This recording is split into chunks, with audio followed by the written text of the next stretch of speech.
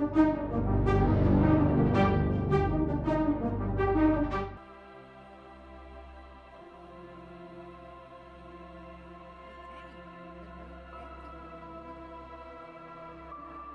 my goodness, okay, why was my microphone so low?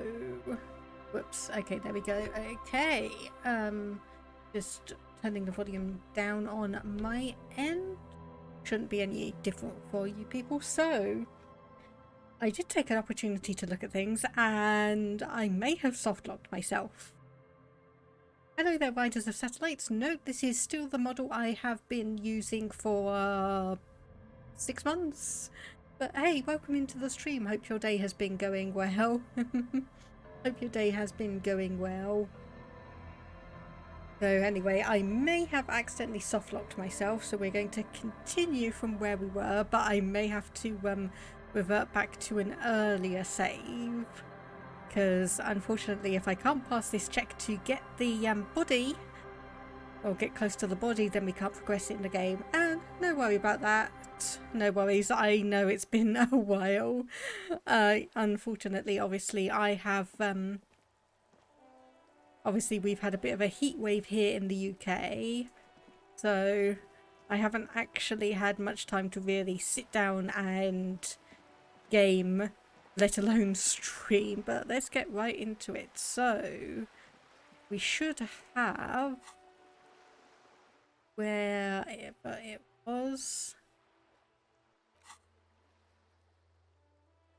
Okay, so this was inspect, equipped and complete volumetric compressor. Oh. Okay, so obviously I need to go and do that one then. So there we go. If we internalize that, and hopefully that will help us progress through. Hello there, Toxicite. Hope your day's been going well. Yeah, thankfully we've now managed to stay reasonably cool. What was it? The tab button, wasn't it? Yes. So obviously I just need to get back to figuring out the controls on this. But yeah, thankfully we are now staying cool. Our heat wave is now pretty much over. Again. So yeah, we are doing okay. Just an hour ago. Of course. Where to? What do you mean? Yes, sir. District of Martinez. This intersection is called Roundabout North. He knows where we are. He just wants directions. No problem. Okay then, right, so I know there's obviously an option to talk to the gardener to get some additional ammonia, but for now we do need to probably have a look. You see a set of tire tracks in the brown slush that covers the plaza mosaic. And so we've equipped that, so I'm just going to have a look around. Old call box with a matrix of push buttons lists and just see, basically just getting my familiarity back with this. So what can we have a look? Let's have a look at the boxing. All you hear is static, but no one answers the call. Okay. An off-key melody starts playing after you ring the doorbell. Then a woman picks up the receiver. Kuno, please stop calling here. Grown-ups don't have time for your stupid games. And I love how we have an option. I was just trying random doorbells. Oh, I'm sorry, officer. I thought you were... There's a spot of static that overrides her words. The doorbell is broken, and the bookstore shouldn't even be on the list anymore. So I can't help you. Please don't call here again. Thanks. Okay, what happens if I call again? Beep indicates that the line has gone dead. You hear the same waiting room music. But Oh, shame. Anymore. That's a shame. I was hoping to do that a couple more times and annoy her before that happened. You ring the doorbell, but no one answers. You ring the doorbell, but nothing happens. You wait for a minute or two, but all you get from the call box is silence. No one answers the call. This button looks new, but someone has removed the name card. Nothing happens when you try to ring it. Okay, Oh, fine. This button looks new. It's probably not connected yet. I get the message. I get the message. So we've got 23 minutes we need to do something with. So let's go up to that shop, whatever its name was. Anything over here? Nope. Let's just head in here and have a look around. Just see if there's anything interesting in the store we can buy.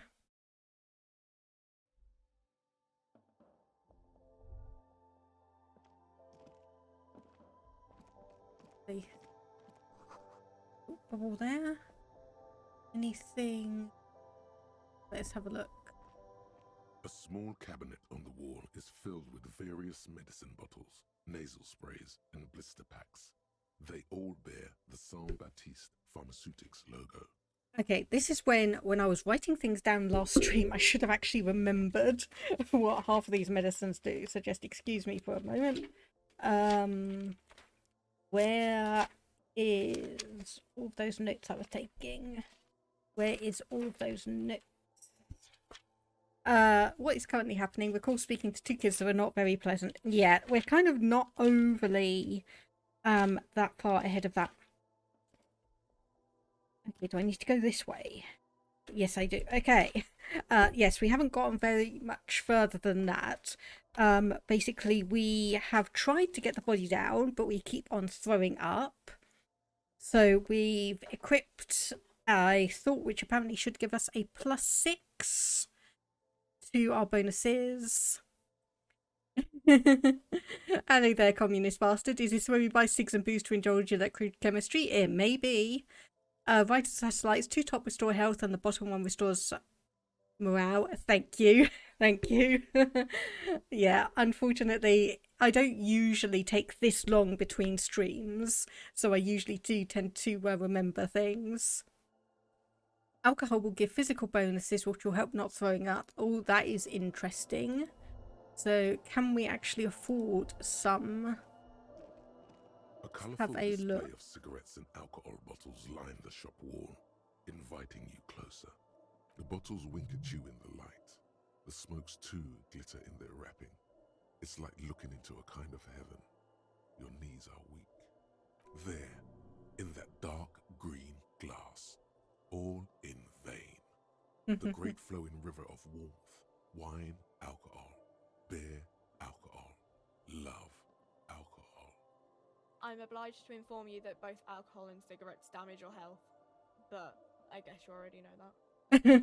Yeah, we kind of do. Okay, so we could get some red wine or Pilsner beer. Honestly, I think we might as well just go for +1 physique. Ah, yes, there we go. Indeed, +1 physique, -1 morale, whereas the smokes give us +1 intellect and -1 health. Here you go, mister. Might as well get mister. 1 beer and 1 cigarette then, just in case. And You then see several packaged raincoats. The packages are small, discreet, sloppily stacked, making them easier to take unnoticed. okay, No so we need could to get worry a about knocking over raincoat. a display. Right then, Here let's you get go. that one. And was there anything else we could get here? Nope, we don't have any bottles. So, okay, when we've got that thought processed, we'll be able to hopefully drink some alcohol and help ourselves out to try and get that body down. So, what else did we need to do? So, obviously, we have a new bit of clothing.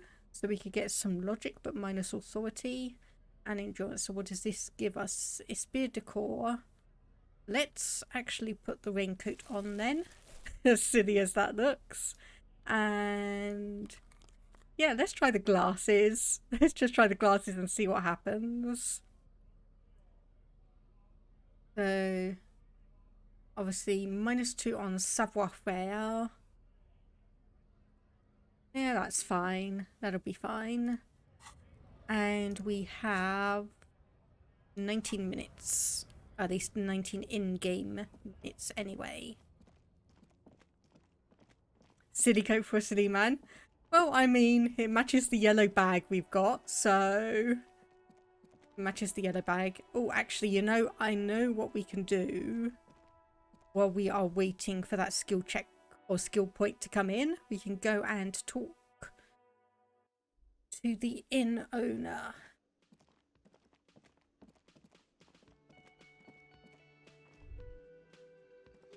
Can I help you? Okay, so about that money I Yes. owe. Have you got it? A lot. For the room and broken window, 100 real. Okay, and we've got 6. Like what? I was rarely enjoying talking about the money you owe me. What thing? Okay, do I have high psyche? I cannot remember. It's 3. I think that's average. So 3 intellect, 3 psyche, 2 physique, and 4 motorics. Honestly, I had no idea what I needed to select, so I just went and decided that, okay, that sounds okay. Okay, so the mess hall is reserved for the union. Not the whole damn union, thank God. Just the nastiest and loudest faction. They come here in the evenings. Dumb, unruly types. Think they're big shit. But they're good customers. They place big orders and always pay on time. Okay, fine, I get it. I'm a bad We should customer. find out who this Lord faction is, occupying the booth. Loudness means talkative, and we need info. Hey there, Prez. How has Disco Elysium been so far? Very interesting. I was slightly worried that I'd soft locked myself, but we haven't actually gotten to that skill check yet, so we're just waiting for that. If you're Inland Empire is how your Thai will talk to you. We Okay, don't. that's We have fun. to wait. They'll show up sooner or later. Men get hungry, even striking men. If not today, then they'll be here tomorrow. There are these things called days. You sleep between them. He's saying they'll come after you sleep. Just making clear you got that. Yeah, thankfully the heat wave is more or less over. Thank you, Prez.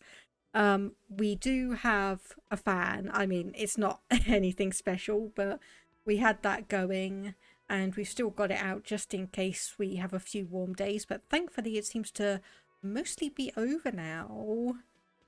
Okay, why can't I go into the kitchen? What are you, a cook now? That's none of your business. There may be something to the investigation. He wasn't pan-fried. He was lynched.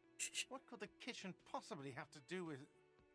He changes his mind. Fine, okay. The kitchen is closed until 1 p.m. because the cook is working. You can snoop around after that, if you must. Good. There we go. We can get into the kitchen after 1. What? By the way, you should come back to this thing-based questionnaire if you see anything interesting in the whirling later. Well, it's saying that I have an option to select another thing. And yes, a fan is better than nothing. So we have been equipping some warm weather advice and we obviously managed to survive. My cat very, very much enjoyed his tuna ice cubes. Another thing. Great. I love those. Yes. Absolutely out of the question. Oh, why not? Us singing karaoke would be fun. In the question. First we find a sad banger.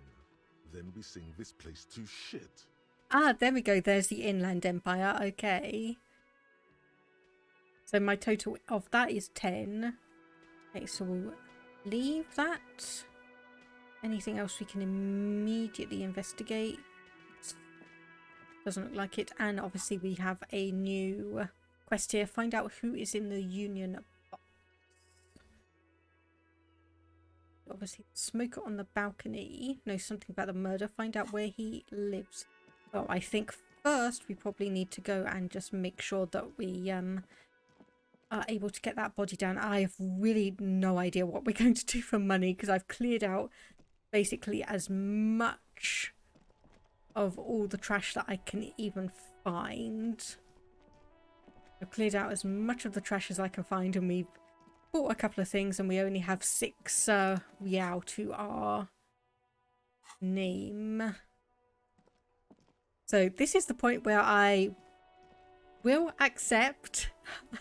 Oh, we can actually zoom out. Okay, that's good.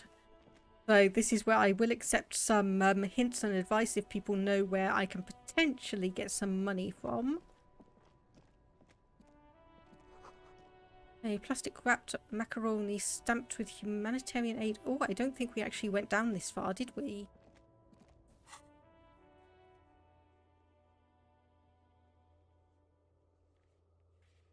Right, okay.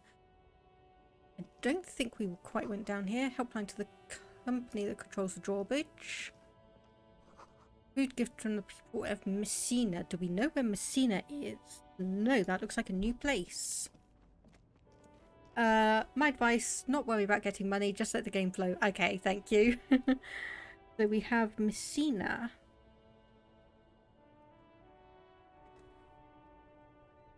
And I completely missed that one. Speakers from the people of Samara. Samara. Nope, we didn't have that one either. And I know probably me taking all of these notes is not quite needed, as the game will keep an eye on everything. Okay, hot air rises up from the sewer. Oh, we can investigate over here. Something we can get. A couple more bottles. Might as well. You love a game where you feel compelled to take some note taking. Yes, I mean, honestly, this is actually the first game that I've really felt I need to do so. And okay, I don't admittedly play too many. In a small box. Ooh. A variety of shapes and colors. Okay. You like sunglasses, officer? I've got the latest styles right here. The vendor takes a pair of sunglasses and sticks them under your nose. These are all boring. Boring third-rate ho-hum sunglasses made of cheap Syrahese plastic. The kind of plastic that melts in the sun.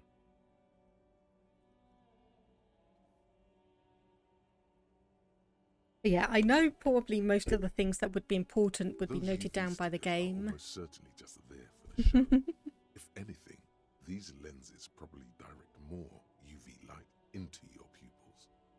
A UV magnifier. Anyway, so yeah, I know like pretty much anything that's really interesting of note would be useful for the game is going to get noted down. But it's probably going to be quite fun just going around noting things down and seeing if I can make the connections beforehand. These are all first-rate sunglasses. Premium design, super material, very cool, UV resistant. These will definitely keep your eyes safe and cool while doing your dangerous police work. Because of course the main thing that a police officer needs to do is look cool. Okay, so 17% chance. No, we'll just try the shades you recommended. Abort. These are hideous. What's more, they don't even fit your face. You can feel them pinching your nose and chafing against your brow. Damn, officer! You look like a mega secret spy. Very secret. They're practically made for you. I'll let you have them for 2 Rial and 50 cents. It's going to be very difficult for anyone to take you seriously with these things on your face. No, you are definitely not buying those. Okay, now I need to. I'm sorry, now I need to. No, I can't. We can't walk around with you looking like this. Okay, fine. Go ahead. If you want to look like a walking midlife crisis, then who am I to interfere? Thank you. Thank you for your permission. Okay, you know what? I'm going to try this. No luck. All you find is this lime-colored cellophane visor, produced by a bargain sportswear brand called Amphibian, apparently. There's a malformed green frog on its bent cap. Ooh, I recognise this. So one webcomic I follow is Awkward Zombie, and she's done a couple of comics on Disco Elysium, so I know exactly the hat that this is talking about, because it featured in one of those comics. That visor is perfect for you, officer. It'll definitely keep the sun out of your eyes while you're shooting criminals. Bang, bang! And Conceptualization is bro. I'm definitely Hey, getting that one. At least it might actually offer some protection against the sun. Not like those cheap plastic shades. So, are firefights something we should be prepared for? I hope not. You don't like it? Sure, Square Joe. No problem. Let's get you some real shades. Okay, I need to come back and get that visor. I don't care if it does nothing. I need that visor. Alright, let's have a look around here. Just seeing if there's anything. Ooh, some fingerless gloves. That's nice. And down here we've got a couple more things to investigate. Okay, there's loads around here. Another bottle. Pawn shop. Ooh, fast cash. So if we were to potentially... What is this? Nosafed, okay. Free healing is not something I am going to turn down. And we need to talk to you and investigate this. Waterlock out of order until Wednesday. Okay, so it's Monday, 12:30 Monday. Put the sign down. There's no way I can get across to you. Have a look at this. A couple of indicator lights are missing from this control panel. Loose wires dangle from the now vacant holes. In the middle is a lever. Beneath it, a small metal plaque. This panel usually closes the waterlock, turning it into a bridge that lets you cross the canal. But there's a crashed salmon and butter sign in the way. Pulling the lever probably won't do anything.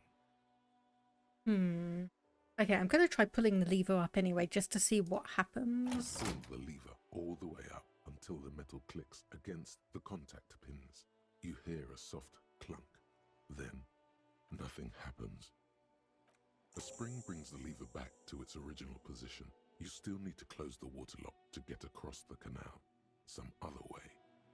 New task, close the waterlock on Wednesday. Okay. Wasn't there a sign over there saying functionality will be restored on Wednesday morning? Right. Okay, so we now know we obviously have to come back here on Wednesday. A burly man hangs out by the waterlock, carving up a generous serving of salami with an old hunter's knife. His eyes are fixed on a man stranded on the other side of the waterlock and on an enormous billboard that has fallen down into the canal between them. Yep, no problem, Toxicite. Hope you have a good working day. Hope things are as simple, easy, and as stress-free as they can be. And thank you for popping by. Hope to catch you some other time then. Alright, so we'll obviously want to ask what you're doing. My friend Barry the Butcher is stuck on the other side of the waterlock. I'm keeping him company and eating his salami. That's not very friendly. From the corner of your eye, you see a man in a yellow shirt and grey overalls waving at you from across the canal. He seems disappointed about the wreckage on the waterlock and the salami. Very good stuff. Anything I can do for you, officer?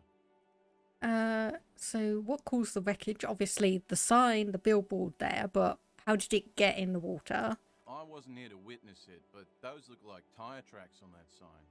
Weird, huh? Then again, plenty of daredevil drivers in Revachol. There was also a van that crashed through where the person was lynched, so is that connected? The words daredevil driver sound ominous to you. Too bad it also takes a year and a day to repair anything round here, especially a waterlock. The rest of the coast is closed off till then. Okay, so what's further down the coast then? Well, there's the fishing village, an abandoned fish market, a bizarro church. Not much use to the congregation, though. There always seems to be something wrong with it. Like what? Because that sounds a little suspicious. Yeah, not really much else. Just bombed out ruins. And the liver? It's supposed to operate the waterlock, but as noted, it's all junk right now. Disabled because of the blockage. Safety measure. Turns out the panel needs a special key to be reactivated. Wouldn't want anyone moving the waterlock with debris still in the channel. Well, obviously not, because that would do more damage than anything, but It'll still. be restarted on Wednesday morning. You want to do the honors when the time comes? Why not? Great! Just drop in on Wednesday if you want to see the waterlock at work. They say the canal crew will be here at 7:15. The coast part of the map is inaccessible until the 3rd day. Okay, so we are going to be here for a couple of days then. And we did just see... Volumetric ship compressor. There we go. Bizarre scientific news from Revachol West today, where a police officer's shit has been observed at a pressure of around 495 gigadecimals. These metallic hydrogen levels of shit togetherness were thought to exist only at the center of collapsing stars, not law officials. It remains to be seen how long the shit singularity lasts. Okay, that is fun. He'll definitely give you a little salami as a treat. Okay. All endurance white checks unlocked, and learning cap for endurance has now been raised to 4. Okay, nice. Nice, nice, nice. So we are 30% of the way towards learning Hobocop. Gives us -1 composure, but hopefully that will just be fine. So, and there we've got a timed thing. Close the waterlock on Wednesday and we'll open up a new area in Martinez. And obviously here we have fingerless gloves giving us potentially a +1 electrochemistry or +1 interfacing. Oh, okay. Let me put those on and just see what interfacing motorics. Okay. Whereas this gives us +2 electrochemistry, so that increases our physique up from the looks of it. Yes, okay, so I'll quickly ask him for a bit of salami then. Good day to you, officers. Sure thing. It is salty, it is savory, it is chewy. The hangover only makes the salami more tasty. Nice. Want some too, officer? Why not? Oh, interesting. I thought Kim was going to say no to that. Hang on a minute, my avatar is looking a little bit sleepy. Okay, there we go. That should be better now. And okay, now we are leaving once again. Oh, hang on. Oh, is that only just going to be... Yeah, that just looks like what pretty much we already know. So let's have a look in the pawn shop, see if there's anything there. And we need to go back up to Fleet. Ooh, okay, there's a load of stuff in here. I mean, it's a pawn shop. What did I expect? Of course, there'd be loads of things to investigate. Mostly military wear. Interesting. A typical Martinez streetlight sits among assorted floor and table lamps. We'll just have a look at it for now. There's also a part with Gaston where you have to persuade him to give you a sandwich. Okay, good to know. The light pole has been carefully cut, and the wiring has been redone and attached to a standard indoor plug. The light buzzes faintly, but persistently. It was brought to me to be altered. We are not here to investigate the theft of city property. I'm not investigating the theft. I'm just curious as to how You he have to randomly admit got it's that rather one. clever what he's done with it. Okay then. We will pass that by. Have a look at a few of the other things. Bust of a woman. The plaque simply says DEI. A film projector. So what do we have over here? Not exactly have to, but it's there. Well, like I said, still good to know. Toy soldiers guarding rows the... of toy soldiers guarding the rest of the trinkets displayed on the table. Some on horseback, others in rags, others yet in bright blue uniforms. All are stern and unyielding in their duty. Try to find something pretty and cool here, then use it to win her back. Who's her? Yes, buy something nice. A figurine. Okay, inspect the knights on Big horseback. men on big horses, clad in lamella armor and carrying flintlocks, the kind that would mow down a line of enemy soldiers in the blink of an eye. Okay, so flintlocks, we're talking about like our world equivalent of the American Revolution from the sounds of it then. Franco-Nigerian knights. I used to be very serious about these guys. Okay, the blue They're not uniforms. all blue. These figurines also wear gold coats and caps, complemented by orange trousers. They are variously posed, wielding swords and rifles with bayonets. Which ones? Ah, royalist soldiers from the time of the Revolution. The uniforms are painted a bit too brightly, I suppose. Okay, so confirmation that there is some kind of revolution that occurred in this world then. And yeah, no problem, riders of satellites. Not planning on going anywhere anytime soon. This set of soldiers isn't meant to look impressive. A few have rifles, but most of them carry pistols. Some even shovels and tall sticks. So some kind of generic soldiers just pulled up from the countryside. You're probably talking about the revolutionaries, yes? Yes, they are soldiers. Revolutionary soldiers.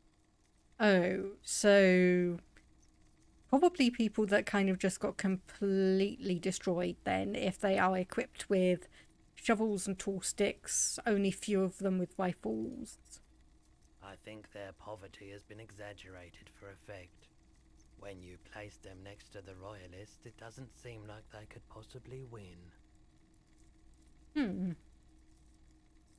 Okay, yeah, no problem. Thank you for popping in, and hope your Wi-Fi resolves itself soon. Contrast is meant to be disheartening. Yes. I don't like either set very much, to be honest.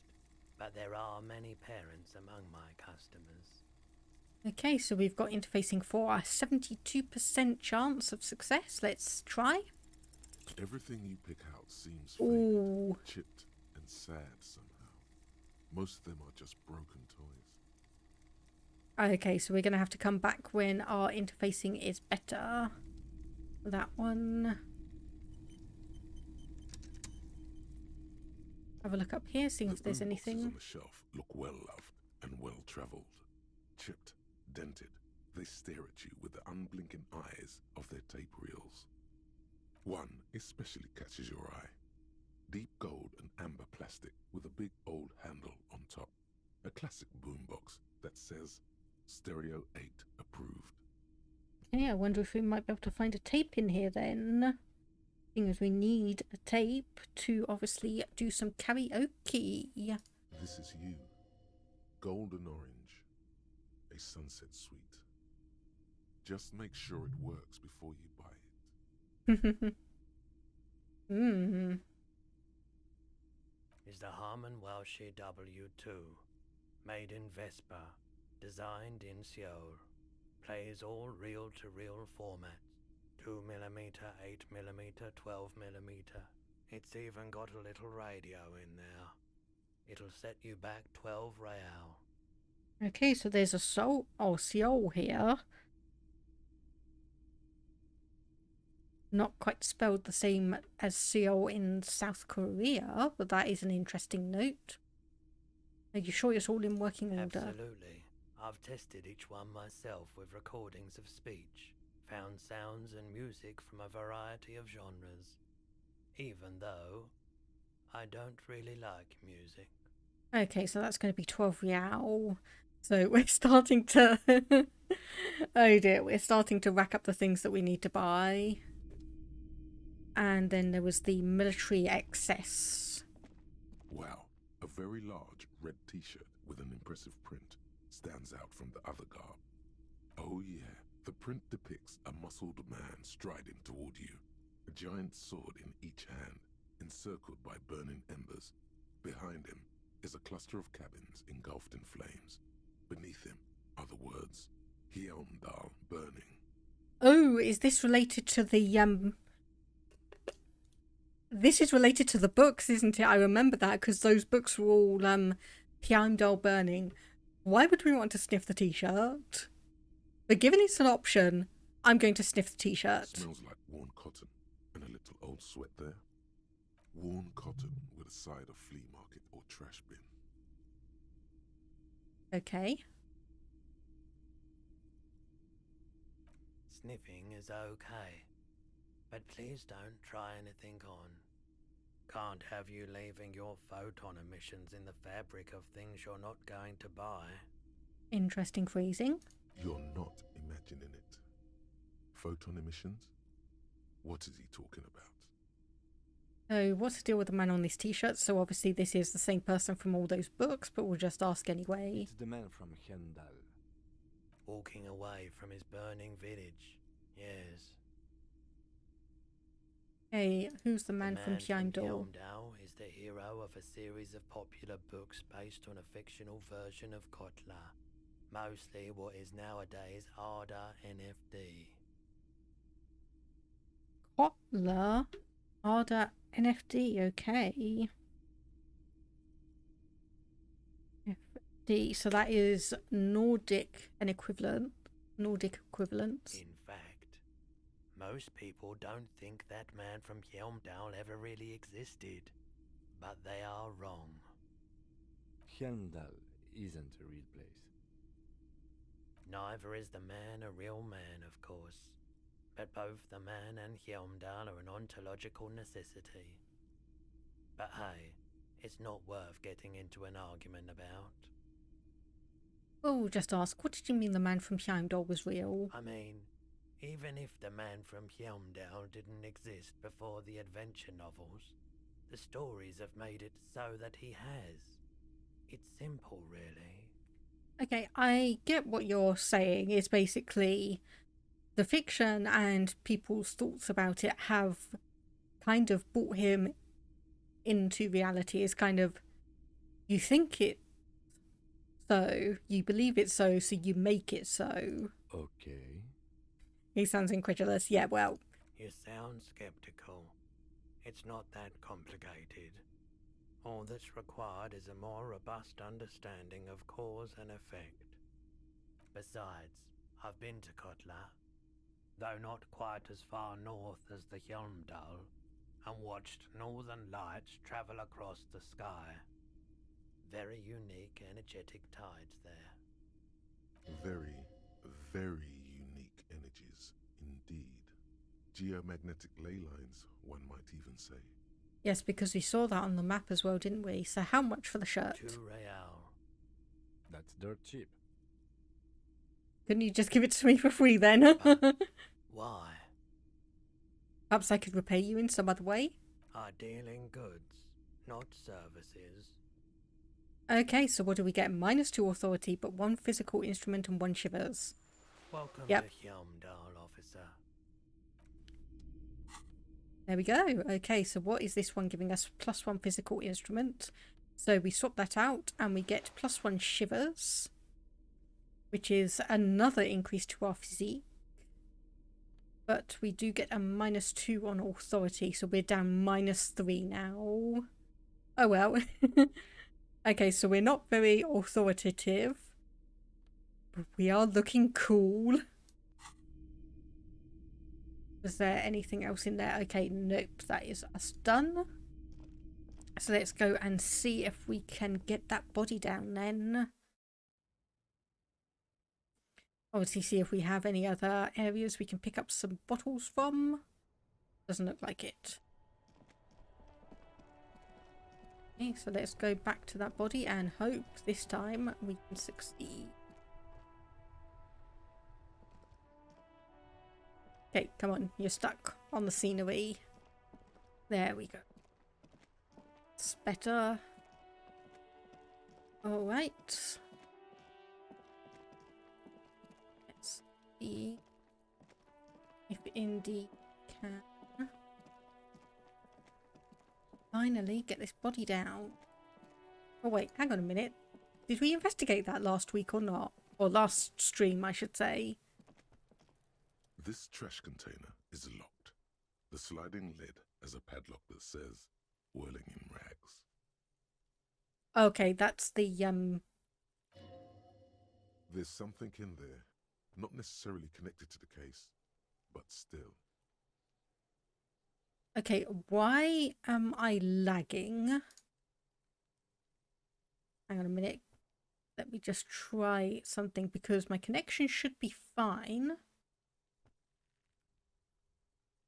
I am slightly lagging. Let me just see if that does anything. 7553. Okay, why am I looking? The body is downwind from here. Maybe you prefer the smell of garbage to the smell of death. Trash, food waste from the cafeteria. They lock these containers to keep the derelicts from flocking in. Could be evidence too. Yeah, I feel like there's something in there. What do you mean, feel? It's just a hunch. Maybe someone threw something in there. He leans in to inspect the lock. How do we get it open? We could try using a pry bar. There's one in my motor carriage, or we could ask for a key from the manager of the Whirling in Rags. He probably has one. He might also have information. This is better than the pry bar idea. Indeed it is. Okay, so obviously we have that one now. A locked trash can, and we should have items. It's under tools. Okay, so we did actually already have some alcohol anyway. Oh well. So okay. Well, hello. Someone seems to have found himself a bottle of alcohol. Here's where the magic happens. Light reflects off the green glass of the Commodore red. The gods have been generous. Better pop it open before they change their minds. Wow, the gods of mass production have made this alcohol container laughably easy to open. A child could have done it. There's a satisfying pop as the cork jumps out, and the hair on your back rises like an army at attention. You've been here before. Welcome back, detective. You're home now. Okay, so I'm gonna take a sip and I hope nothing bad happens. A golden sun melts down your throat. Its rays filling your nostrils with sunshine. Your stomach melts from it into a happy, gooey mess. So does your mind. All the bad things are melting. You're you again. A real cop. A real detective. Incredibly well done. Okay, substance used, alcohol Commodore red. Secret task complete, find booze and drink it. Gained experience plus 30, and we level In the up. bottom right corner of the screen, there's an alcohol button. Alcohol gives +1 to physique skills. Physical instrument, half light, electrochemistry, endurance, pain threshold, and shivers. This is good before rolling a white check, but damages your morale. And remember, from the void we came, and to the void we must return. Okay, that just sounds a little bit ominous. Okay, so we'll remove that just in case. And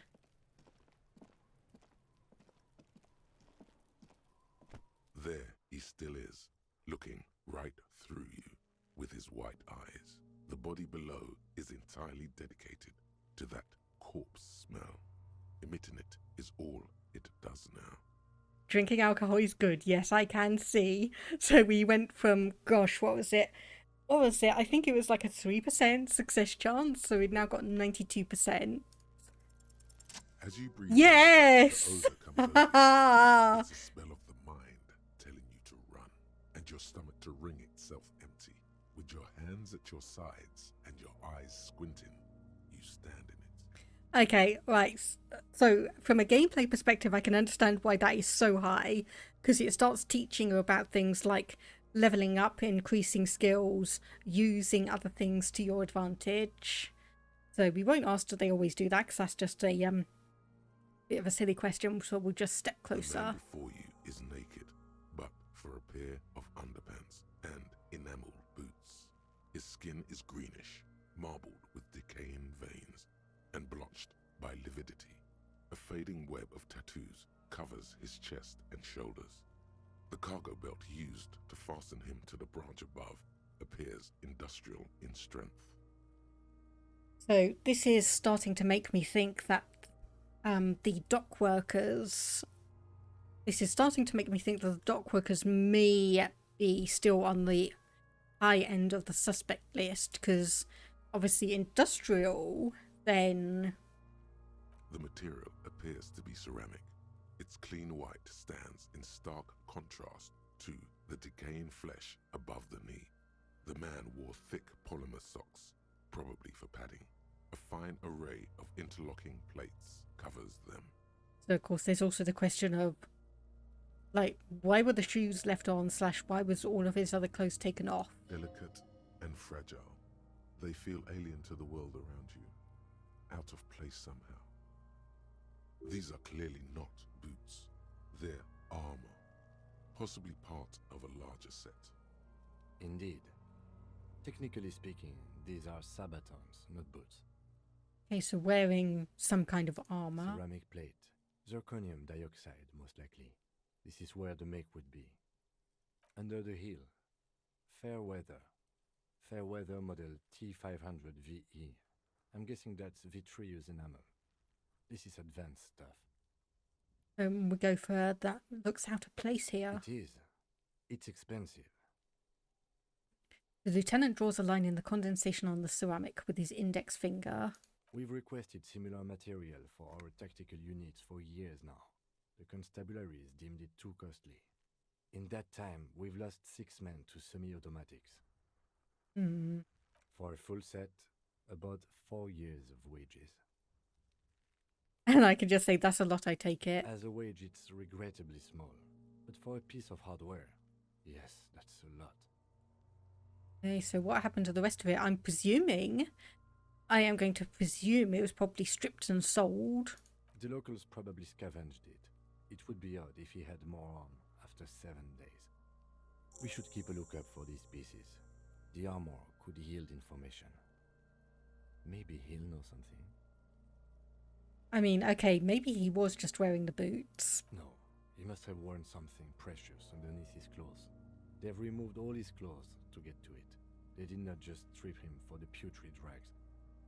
Then where are they? Someone could have cleaned the yard, but that's a question for the red-haired thing.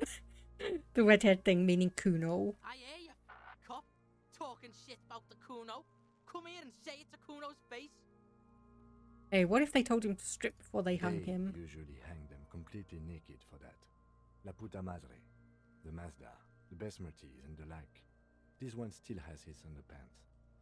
What? Are you trying to ignore me now, fuckface? Kuno, this boots shit is super boring and the guy's a total vitupaz. Hey, how could he afford such That's expensive for us to hardware? find out. My initial report on the area suggests he was a security guard for the harbor company. But that's just hearsay. So the harbour, so the one where that gate on the river was closed? Just something I scraped together from my station. An area report on Martinez. I'm sure you did the same. And they look pretty advanced for a security guard. I agree. This equipment is way beyond what a guard can afford. Hey, well, I'm going to knock on the boot first and then pull it off. A small bell-like sound fills the air, like tapping on the side of a porcelain cup. Suddenly, your biceps coil up. Your elbow is sharp and cocked for a punch. Your fist connects to the boot with the same ding. The sound does not appear to get louder. The only difference is a barely audible click underneath. Sounds like the end of a long dice roll. Did you hear that? A click? Yeah, like dice rolling. This is a kinetic redistributor. It spreads the incoming energy horizontally, from plate to plate. When the plates connect, there's a click. That's the sound you heard. See these lines? Okay, this armor is just starting to sound more and more and more sci-fi and way out of the range of anything anyone here could have reasonably afforded. Faint, organic lines cover the plates where they separate into smaller ones. These plates then divide into smaller plates until there are hundreds of them altogether. Like, this armor doesn't sound like it'd be able to place in Mass Effect. Like the scales of some ancient white monster, cracked and pearly. Hey, pull the boot off then. This feels dangerous. Are you sure? Yes. The stench fills your nostrils. As you push downward, an ominous creaking sound comes from above. Stop! The lieutenant's voice is sharp. He looks at you with the boot under your arm. Pig's gonna pull his head off. Brutal! What's wrong with you, asshole? Why is he letting go, Kuno? He will I let don't go of know, the boot. baby. I don't know why he's such a... Officer, if I may ask, what were you trying to achieve by putting on the deceased foot? Well, I was trying to see if we could actually try and get the shoe off, but never mind. We'll back up and look at the corpse. The cadaver slowly twists on the cargo belt, his torso covered in tattoos, and extremities blotched pink and blue. Hey, let's check the belt. The hangman's knot is pulled tight by the weight of the corpse below. Yellow, hard-edged polyester cuts into his neck. Above, a sliding buckle ties the belt to the branch. Oh my, there's something on the belt. A familiar word that speaks to the thirst within you. Vermilion, in yellow letters, along the length of the twisting cargo belt. Only a deep longing for vermilion golden spirits lets you decipher the fading logo of the local brewery. Okay, so the local brewery, that's not discounting the dock workers necessarily. And we can say this is a bad time for a drink, right? Extremely. So what kind of rope is this? Industrial strength. The kind used for tying cargo to lorries. So like in a harbour? Yes, it looks like they use whatever was on hand, paying no attention to not incriminating themselves. So we're assuming dock workers from the harbour did it? The brief suggested as much, politically motivated by the ongoing strike. Did you not get a briefing? Then you should ask me the first moment we get. So they sure wanted him to stay It's there. not merely polyester, it's steel reinforced. See these lines? This is where the wires run. I see rabbits for more than 20 strands. This makes getting him down much more problematic than I had assumed. But did they even get him up there? A noose is one of those things that's easier to use one way around. He points to the buckle tying the belt to the branch above. So did they climb up using the kid's ladder, or...? That ladder can't carry a grown man. I didn't see any splintering either, did you? I think they lassoed the branch, then pulled on the belt to close the buckle. Could be. The shape of the branch supports the theory. They back off? The cadaver hangs from the cargo belt, limbs limp and torso covered in tattoos. Hey, well, let's look at the tattoos and see if that gives us any indication as to his history. An intricate web of blue lines stretches across the torso, from the right shoulder to the solar plexus. Each time they intersect, a small white star is formed in their crossing. Hundreds of fading asterisks riddle his skin. Their concentration is highest around his heart. A map? His corpse is marked by stars. Alcohol and heartbreak. Your fist clenches suddenly.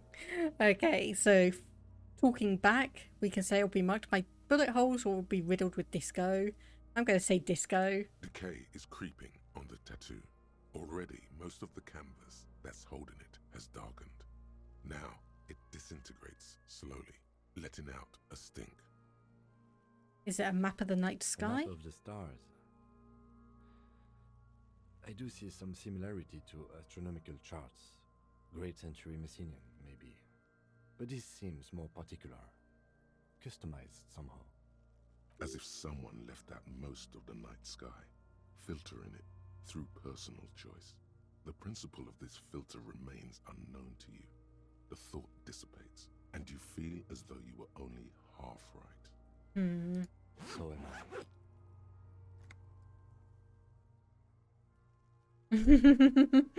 My expert conclusion, this man is an alien, was killed by other aliens as part of an intergalactic war that does not concern us.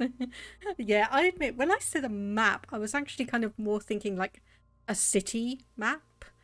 Like the stars are not intentionally misleading, but obviously it's like all the connections and everything is kind of like directions and a path.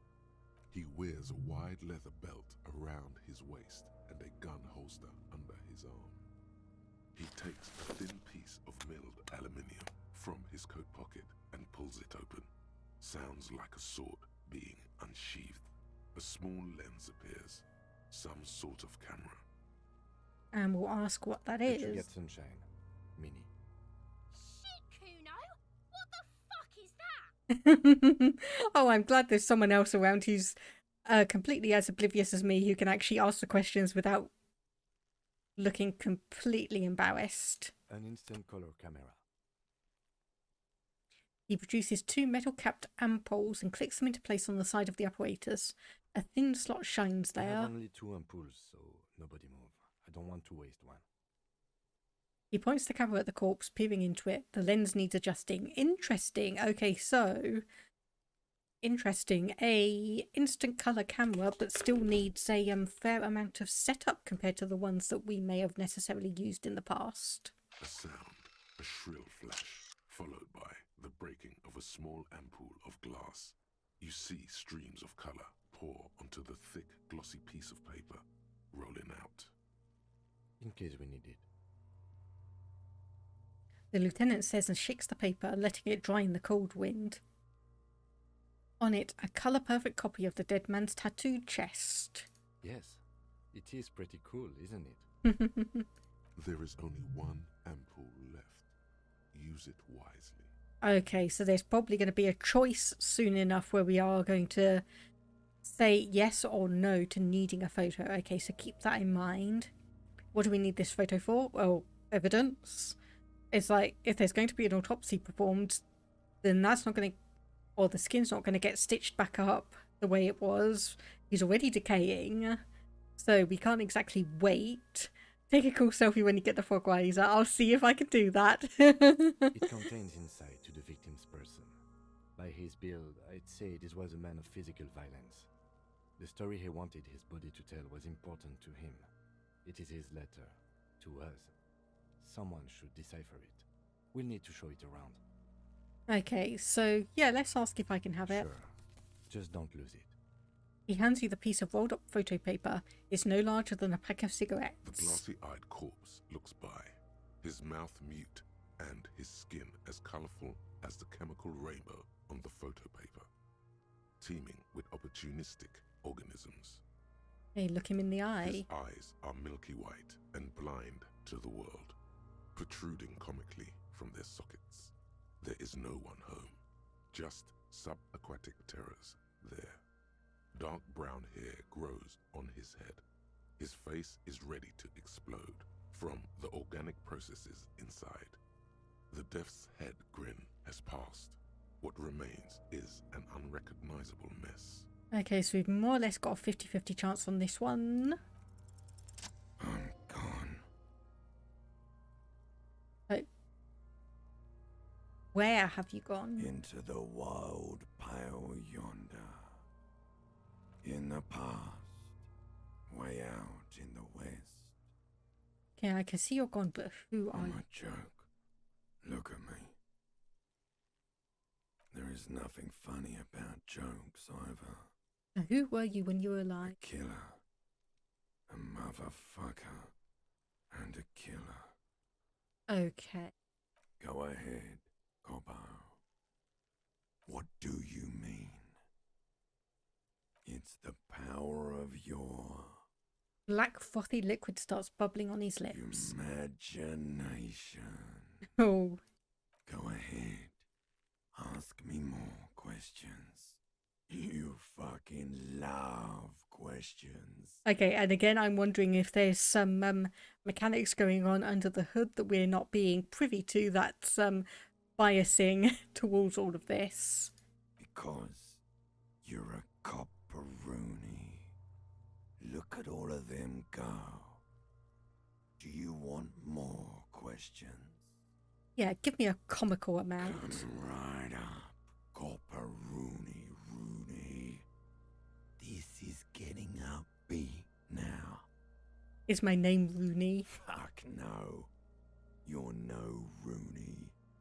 Between you and me, your name is probably Harry. You can be anything you want, brother Corpo. So why do I feel like I've forgotten something terrible? Because you have. Who killed you? Love did me in, brother Corpo. It was love all along. Sure, Lobo.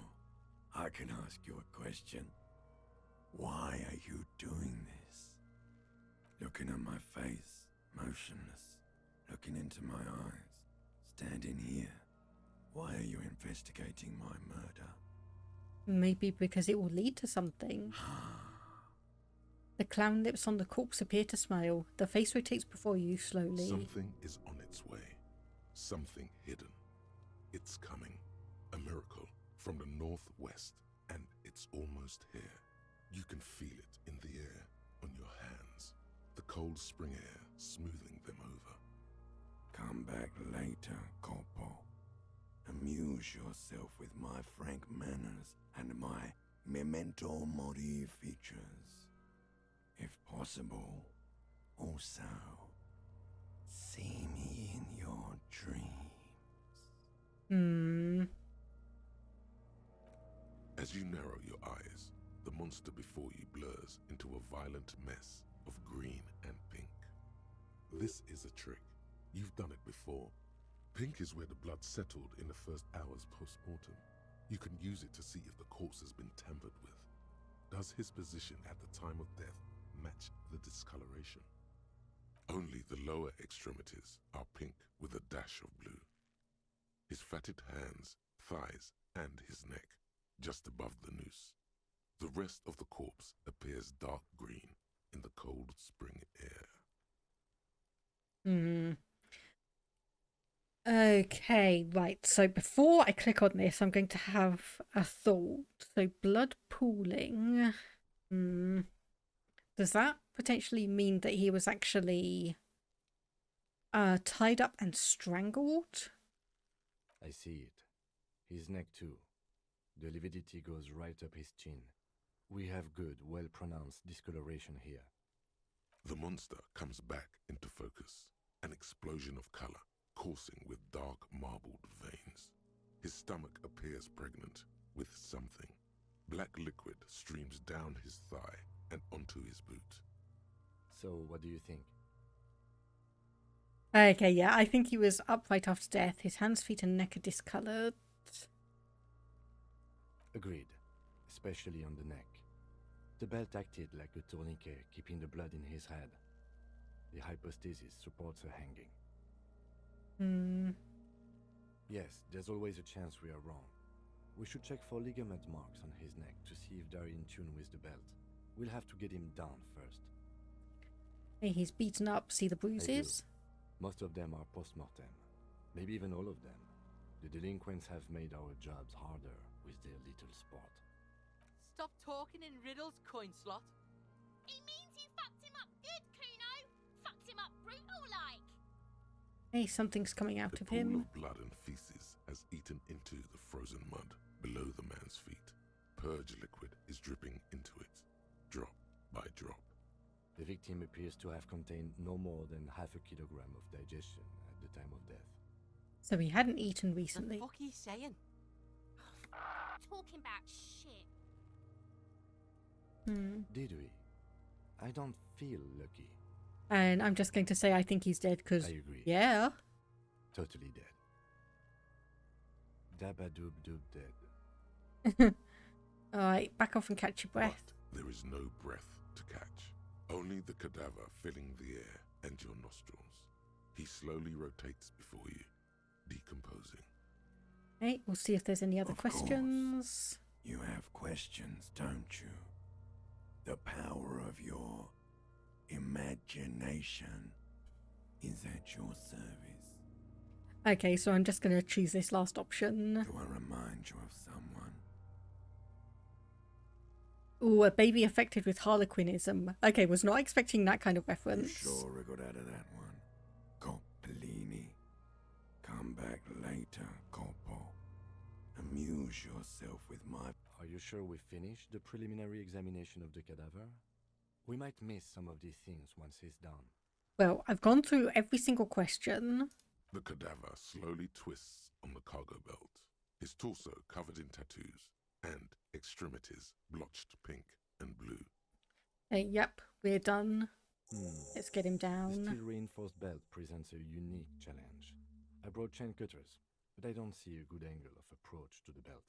Okay, and we got another level up. The cadaver is a good 1.2 meters up. Neither one of us can reach the belt without assistance. And even if we do, there's the question of cutting it.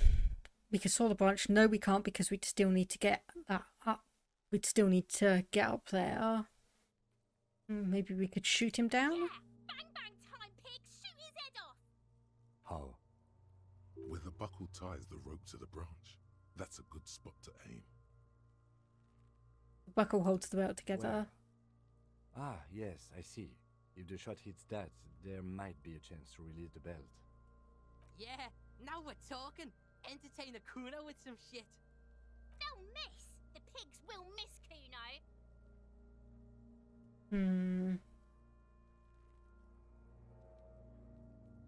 Okay, so I'm going to have a look at our character. So we have 2 level ups. So we've got 2 skill points that we can add to. So obviously our physique is +1 because of the alcohol we've had. I think it might be worth... Oh, okay, can we not actually do that? Right.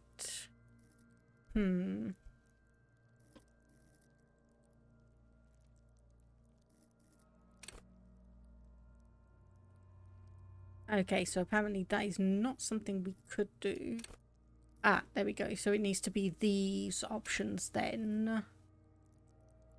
Okay, deduce the world. Trivia.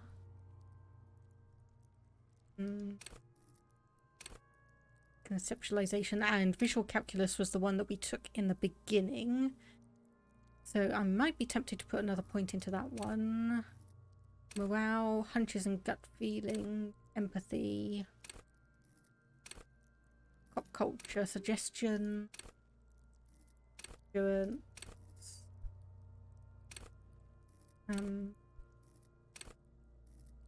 hand-eye coordination. Okay, I may take that one. Perception, reaction speed, savoir-faire, interfacing. Okay.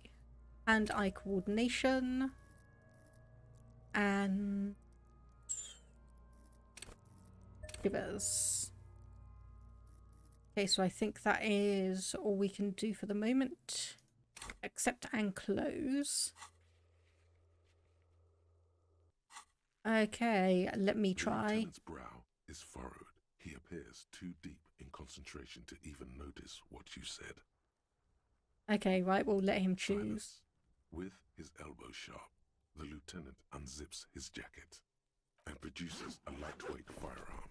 He drops a paper cartridge in the barrel, separates the scouring stick, and gives the cartridge 5 tucks. Okay, that looks like a really old-fashioned rifle. Securing it in place. He then steps back and assumes the fellow's desk position, taking aim. The corner of his eye twitches. His finger is on the trigger. He's gonna fucking miss! The kid's voice is drowned in a shrill blast that echoes off the walls of the surrounding tenements. A cloud of smoke slowly parts in the air as the lieutenant steps back and says to himself, God damn it. A lot of things were wrong with that shot. The fellow's test was the wrong choice. His shoulders were raised, but above all, he cannot trust his eyesight. Yeah, this is why I sneakily went in and put a point in hand-eye coordination. Fucking idiot! Mookabat asshole! Kuno could have hit it easy, but then Kuno's not fucking handicapped, is he? Kuno's sorry too. Kuno feels sorry for the Beano-clad. The lieutenant doesn't say a word, just looks at the gun in his hand. Try again? No, we are lucky as it is. We didn't break anything, and the victim remains uncompromised. He looks around at the windows overlooking the yard. Any more mistakes could put us in an unfortunate position with the locals. We have eyes on us. I didn't do us any favors with that. Remain collegial, officer. It was an honest mistake, and I will not repeat it. Okay. I have to say, it's beginning to look unlikely we can get him down without assistance. You know, you don't feel like too bad of a shot yourself. Okay, here we go. Right, I can try and shoot him down myself then. It's bad as it is. Us shooting firearms like punks here. Go ahead, I'm not stopping you. Just don't hit the victim. Hey there, Blue Cornflower. How you doing? Hope your day's been going well. They only have one gun. Oops. This is the sorriest pair of pigs Kuno's ever seen. Officer, why do we only have one gun? Remember when I told you I didn't have my badge or uniform with me when I woke up? I don't have my gun either. That is even more unfortunate than the badge. You need to contact your station about it as soon as possible. Yeah. Try not to lose this one, please. I'll add it to my long list of things I need to do. Yeah, take it, you fucking banana poika. Take it and shoot yourself in the mouth. Oh, feel the weight A first. cold piece of bakelite and gunmetal is surprisingly light. Your fingers fit right through the guard, instinctively resting on the trigger. And yeah, things have been going well here, Blue Cornflower. Managed to get through the heat wave without too much issue. And things are hopefully now just going to settle down. Hopefully we're not going to have too much more warm weather here. The fuck are you waiting for, Kuno? Tell him to shoot himself in the mouth.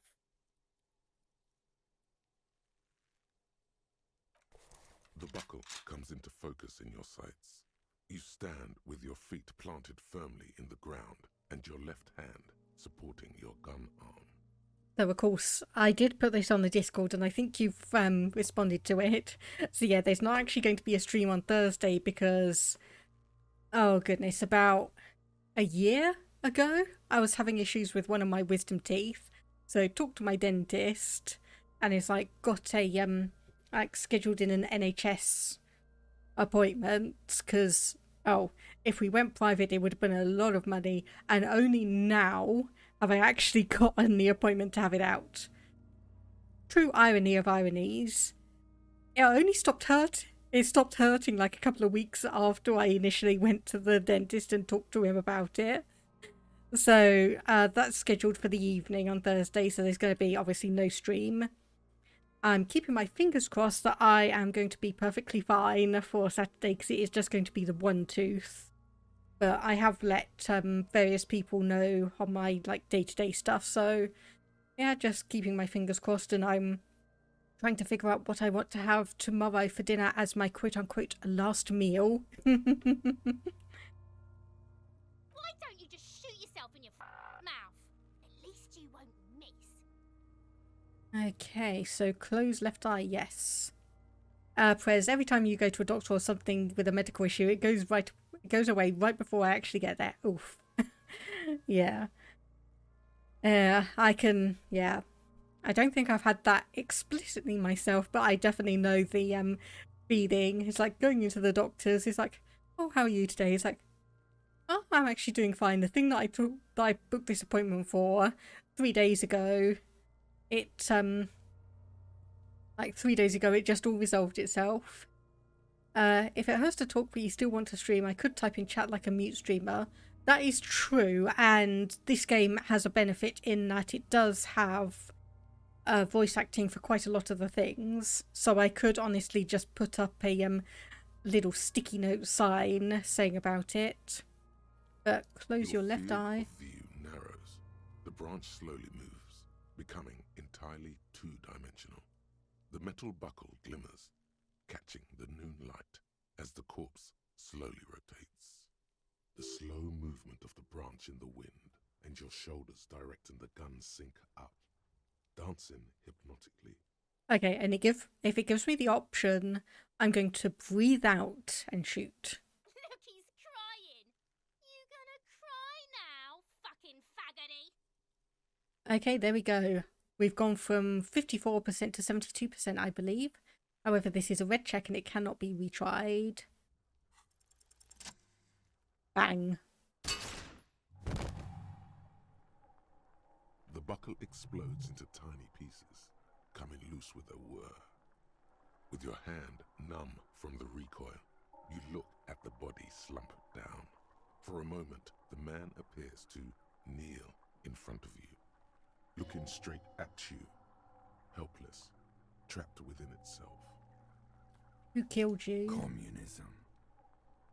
Okay, so we've had love and communism. It takes a millisecond for the association to flash within your cortex.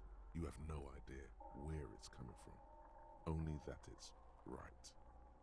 Then the rigor in his muscles gives up, and he smashes sideways into the spring mud, letting out a horrid stench. Okay, task complete. Get the body down. Ace is high.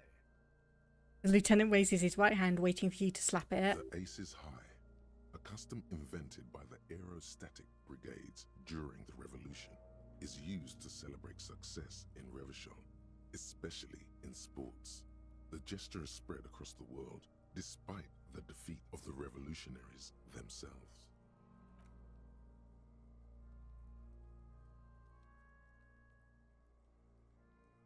The lieutenant takes a little hop to perform the customary salutation. Your palm hurts from the slap.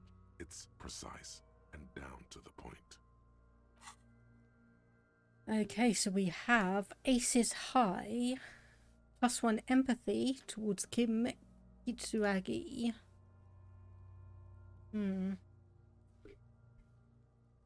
Oh, okay, right. So this revolution that we're talking about is not American, like not 18th century. It's the one that was 50 years ago, right?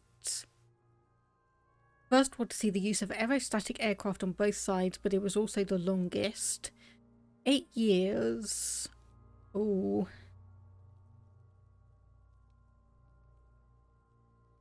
Okay, so okay, so yeah, we know Ozon, Face à la Mer, and the Arcade Islands are out there. They weren't on the map when we went to look at them. So they made sweeps over sandy beaches and shot each other out of the blue sky, and sank as wrecks to the bottom of the sea. The Aces High was a custom on the revolutionary side performed by squadron mates after landing. Lieutenant Kitsuragi likes it. Why is that? Okay, I'm going to internalize that one as well. Robocop has... Yeah, you know what? I'm going to stop that one because it gives us -1 composure. So I don't think I overly want that one. Okay. I knew these guys were. Okay, and I can say, yeah, we are. Got a problem? Kuno cracks with laughter. Sounds like someone strangling a seagull.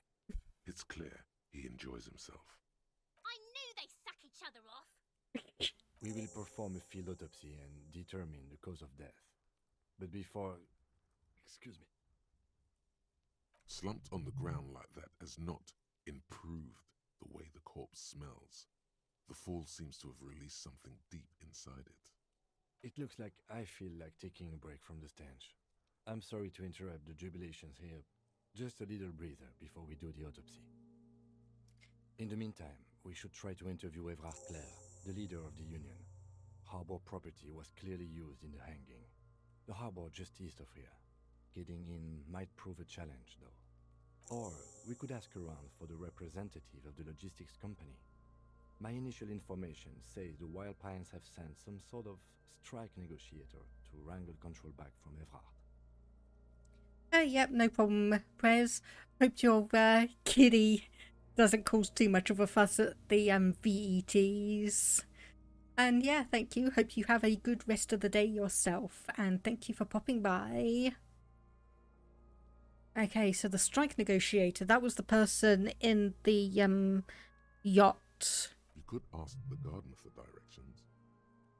Okay, is this the famous list of initial interviews? Yes. And those were the interviewees. Let's go. Okay, right. So we've got the photo of the tattoos. Use the interact button to inspect it. An intricate web of blue lines stretches across the torso of the hanged man, from the right shoulder to the solar plexus. Each time the lines intersect, a small white star is formed in their crossing. Hundreds of fading asterisks riddle his skin. Their concentration is highest around his heart. It still kind of looks like a map of the stars in the night sky, but something's not right. Okay, so that's mostly just repeating what we already know, so I'm going to put it away. So we want to open the trash container, interview the Wild Pines rep or the union boss, perform the field autopsy, investigate about the tattoos, click on Kim and ask him about the case and the rest of the armor. Okay, anything new? Let's talk to Kuno first, then. Kuno care? Okay, so empathy, 28%. Shot the body down. Okay, well, we could always try this one. It's not Kuno. Yes. It's Kuno S. Kuno S is by far the worst of the two. Kuno has no problem being near you, but the other hides behind the fence, afraid for her life, like she's done something very bad. Also, Kuno hasn't stopped talking to you, even enjoys it from time to time. When you talk to the other one, it's like talking to a cornered animal. She only hisses and says murder was the case that they gave her. All in all, Kuno respects madness. You cannot hope to outdo her on that front. You must win yourself a few minutes with him alone. Fuck you whispering about? He's whispering too. He's going with it. But watch what happens. Fuck you whispering about! If Kuno wants to whisper, he's gonna fucking whisper, okay? Let's whisper, pig. This is it. You've got him. But be careful. You can still fuck this up. Don't make Kuno look bad in this. Okay, so don't make Kuno look bad. So probably the first option is out, because he's going to react negatively to being told that she's controlling her. So what's up with her? She's terrifying. Crazy? You don't know the half of it. She's not crazy. She's insane, dangerous. She's smoked a man. She's done people in, probably even pigs. Shoot the girl, blue cauliflower. No, I'm trying to be respectful here. Stop talking to him! Kuno, I'm fucking warning you! You're gonna get us into shit! She understands what you're trying to do. Yo, see? Did Kuno not tell ya? Kuno told ya. Kuno talks to whoever he wants. Talk, pig. Kuno's got it under control. You did it. They're separated. He's even turned his back to her, so she can't read his lips. Okay, so what's the language she uses? Knows. She says it's the song of air people or some shit. Crazy people. The fucking Nakis. I don't know. So what do you mean she smoked Kuno someone? means she killed someone. That's right. She's a killer. Like, actually a killer. His little green eyes are fixed on yours. Are you serious? Killing is serious shit. Kuno's always serious about the 488. She's probably killed a pig too. I mean, I'm pretty sure she has. Okay, how many then? Forget Kuno said that. Kuno was just shitting. Kuno was just running his mouth. Kuno's stupid like that. Okay, he's 12 years old and he's calling himself stupid. A cop would be too large for her to overpower, but a determined child of her size can still kill the vulnerable, the elderly, the homeless, or other children. The creature peers at you both from over the fence. There is something searching in her eyes. So do you think it's possible she's killed other children? Kuno falls silent. He does not look at you when he replies. Yes. Kuno, that's it. That's what Kuno is starting to think, yeah. He usually looks you straight in the eye. A little something just crumbled there. Hey, you think she had anything to do with the dead man? She would have liked to fuck him up, but she didn't. Kuno wasn't around and C was with Kuno. Look, Kuno's gonna put you at ease. We didn't do it. Honestly, I wasn't suspecting them. They are way too small and way too weak comparatively to do anything to him. He speaks the truth, my liege. So, and you said she's insane? Yeah, she's psycho. None of that kiddie psycho. Cat burn and shit. She does the real deal.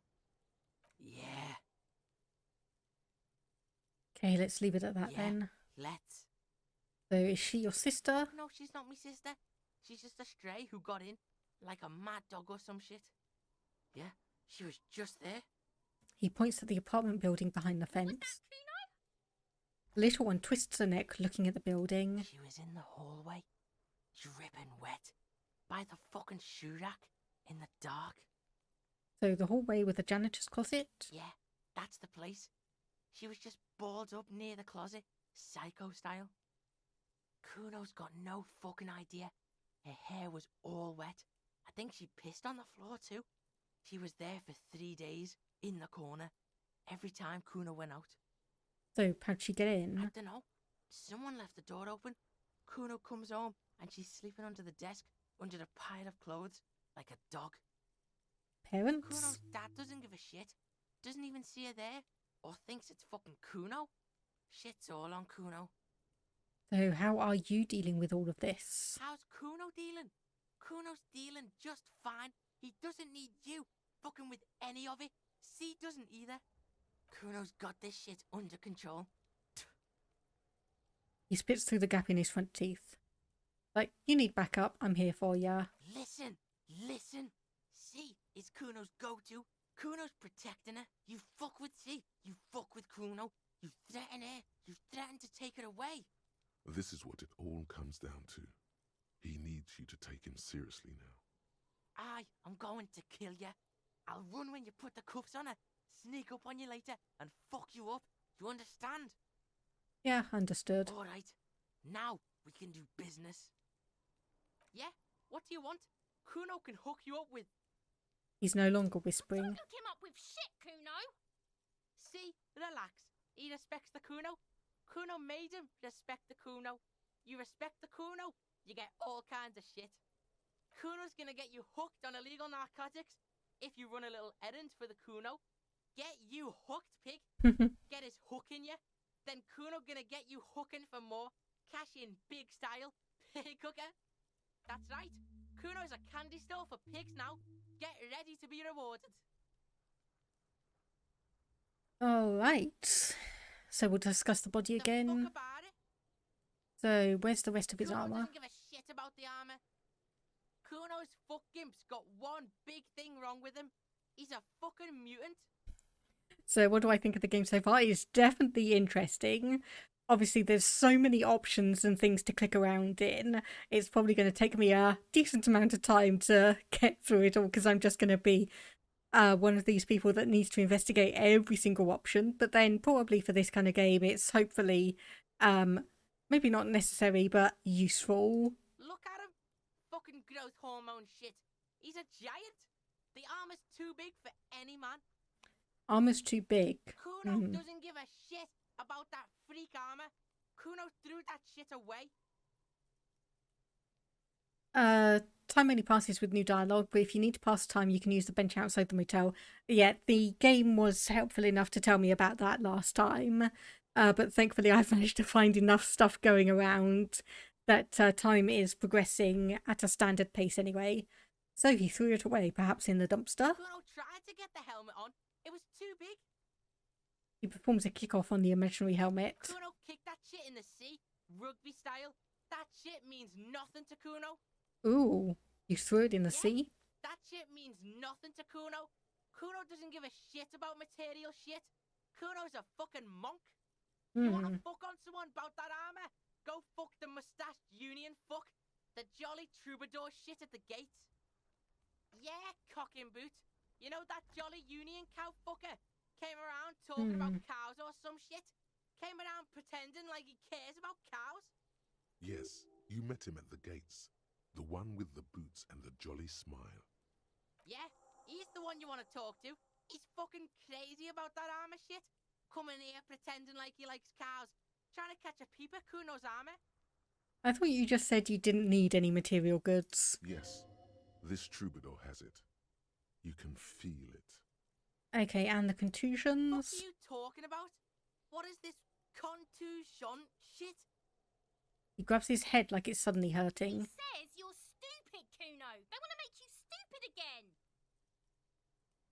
Okay, a contusion is a bruise. I'm talking about the marks you or stones left on the corpse. Oh, did Kuno make your shit sniffing harder? Obstruction of shit sniffing. This is Kuno's kingdom. Kuno fucking rules here. You hear the lieutenant hum. Fuck are you talking about? He says you're stupid, Kuno. They want to make you stupid again. Words are fucking shit. Make you stupid. Kuno's got his own words now. Kuno words.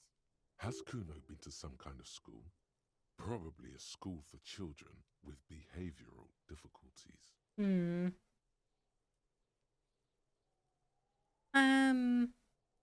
Yes. Just seen that pop in. I do have... Okay, I can't actually access my inventory, but yes, I did find the plastic bag and I have been picking up bottles. I've been spending my money on a load of other things, unfortunately, so... you know, I'm not doing too well, hence the title Money Woes. So shouldn't you be at school? That's the past, pig. Kuno's not there anymore. Kuno did his time. Now ask about that pig corpse shit and don't go sniffing into Kuno's past. Pigs come to take you back, Kuno. Trying to dig up dirt on you. Okay, talk about You're something testing else. Kuno's patience here. Get lost. So running an errand and illegal Kuno narcotics. gets it from his dad. Kuno and his dad are major suppliers. That's where Kuno gets his lightning on.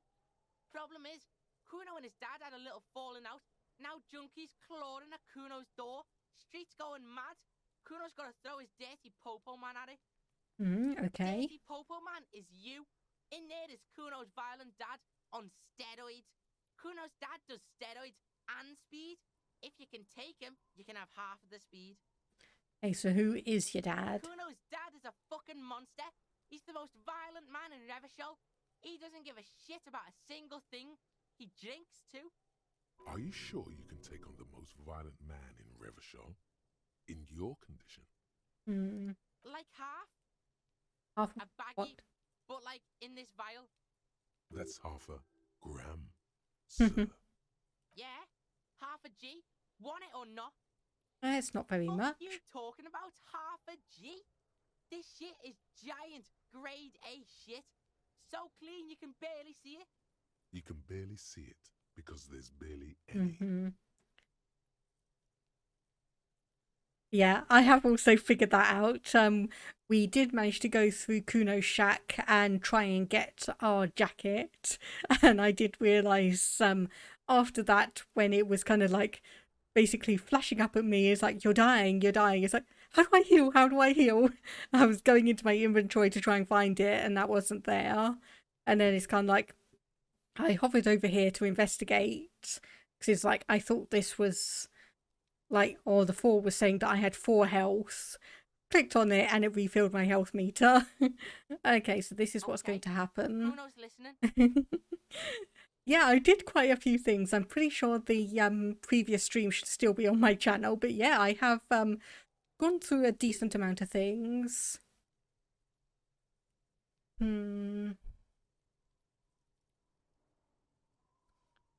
Okay, so I'm going in there for justice. Yeah, confiscate it for Kuno, and you can have half. So half of a half is a quarter, right? We're probably talking about a quarter gram here. Just get in the apartment building. Kuno knows you already fucked your way in. Kuno knows everything. Go to room 12, first floor, and kick down the door. Police violence style. Kuno style. And then it's action time. You're locked in the room with violent fuckhead. If I've kicked down the door, I'm not locked in. That's it. Next time Kuno sees you, you better have his shit. What the hell are you signing us up for here? Come on. I'm not going to take it. We need to get drugs away from a minor. Yeah, did you fucking there? Is it? You got pretty fucked. Kuno's surprised you've still got your head after all that. Don't sweat it, drunk pig. Kuno will keep your nasty secret. Kuno's not snitching. He's saying you climbed up there. He probably saw you do it. Yet, that conclusively explains how the coat got up there. Right, okay, so we have gone through all of these previously, so what kind of build did I create? Don't come and talk to Kuno about his kingdom. Kuno doesn't fucking care. Okay, and so my character, so 3 in intellect, 3 in psyche, 2 in physique, and 4 in motorics, and my starting point was in visual calculus. So we did get 2 level ups, so I chose to put a point into shivers and a point into hand-eye coordination. And I'm thinking if we're going to try and go after Kuno's dad, it might be an idea to go after reaction speed.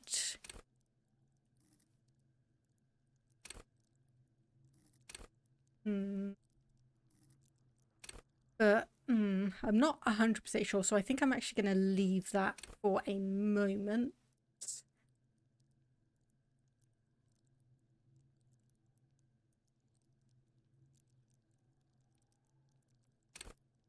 And just check on this. Yep, split a quote-unquote kilo. So go to the harbour gates, ask the Jolly Misk about the armour. And we also want to open that trash container as well.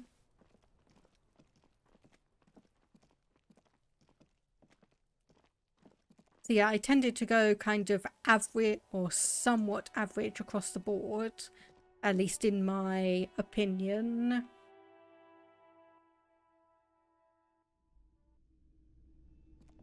Let's see. Every time you spend a point, you get a reset on all used up rolls. That's interesting to note. Can I help you? A trash container? Mine? No, it belongs to the Whirling in Rags. Isn't this the Whirling in Thank you Rags? for clearing that up. Why do you keep the container locked? Why? To keep the hobos and drunks out. That's why. And the neighbors too. They put their trash there and they don't pay for the garbage company. I thought as much. And are you the only party with access to the trash container? Well, yes. Us and the garbage disposal company. It seems a little callous, doesn't it? Something stirs in you. Prod at him and find out.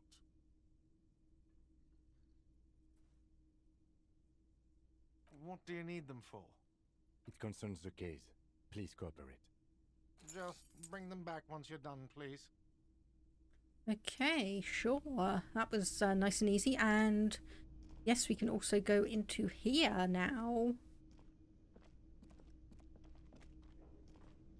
Just have a look.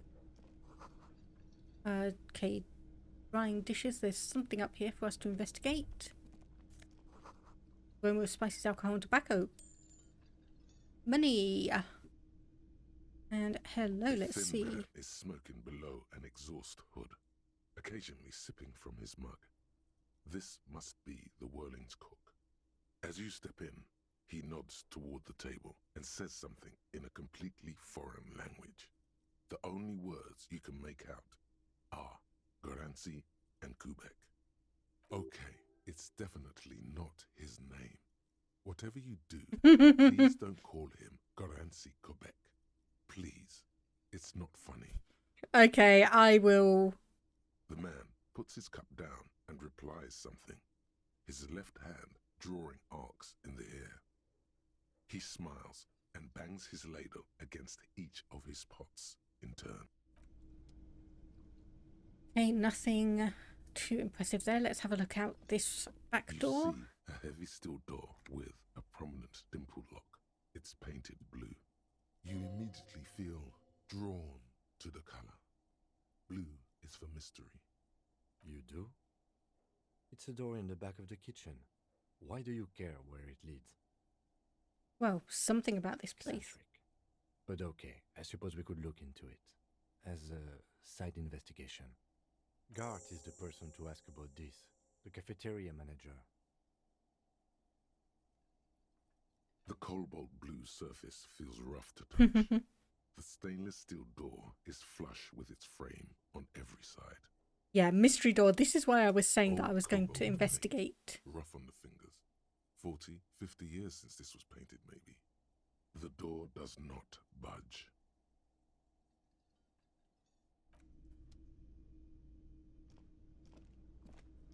Okay, so let's go back and ask you about something then. Can I help you?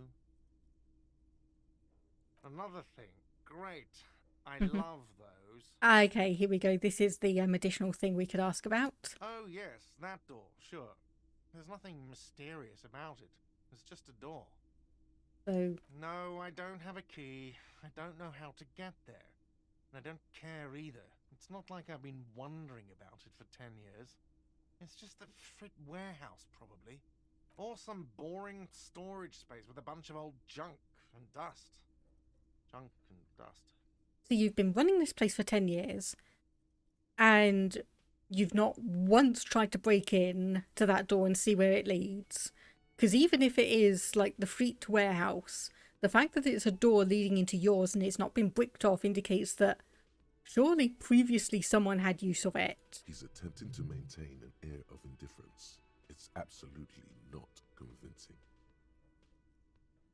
Right then, let him pretend. He looks at the dust on his finger and wipes it off. Yes? And that will be us off in as well. Have we talked to you?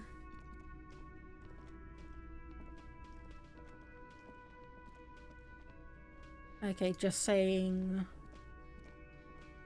generic stuff.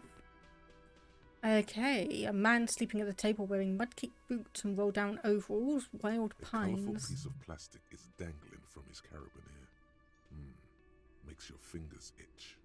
On the counter, rolled out of his open hand, you see a blister pack of headache medicine. Give me the gun, Kim. I'm going to shoot the lock. I mean, yeah, it's a solution. Obviously, it looks like it's brick rather than...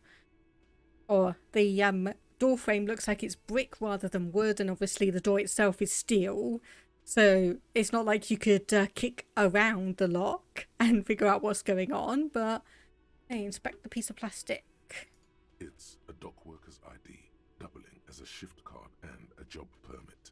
A young, able-bodied man stares back at you from the photo. Santiago S. John. The man does not mind. You probably need them more than he does. You've just picked up some magnesium. This item is stored in the bottom left corner of the screen above your character portrait. Use magnesium to heal your morale if you have morale damage. A bit like telling me that game, but thank you very much. Your fingers find their way into the shackle, flicking open its spring-loaded gate. The metal loop holds the plastic ID and a leather-bound pocketbook. The man emits a loud snore. Is he about to wake up? Doesn't look like it, but you never know. Better be. You find a black paper note with a woman's profile on it. Seems like this woman lived centuries ago. The note says 5 real. It feels nice and greasy. Yum yum. Money. Think of all the things you can buy with this. The synapses in your brain fire with glee. You slip the plastic ID card out of the loop and pocket it. The man continues to snore. Just for the record, you look nothing like the man on the document. The sleeping dock worker has little to say about your actions. He remains silent. Okay, if I can come back and give him his ID back, I will.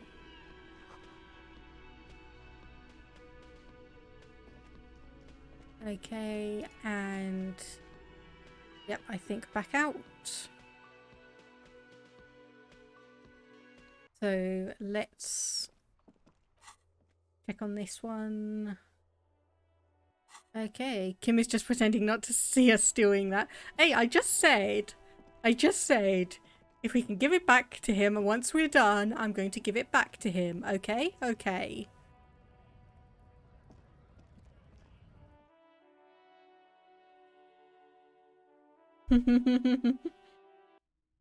And that is a cute little moat there as well. The concerned cat. Little bitty concerned cat. Okay, so yellow roses. Ah yes, we had a couple of bottles that we could turn in. The tear machine stands in the corner. Your bottles clunk into the machine, and the money... There we go, 30 cents. Considering we need 100 reals, every little bit is going to help us.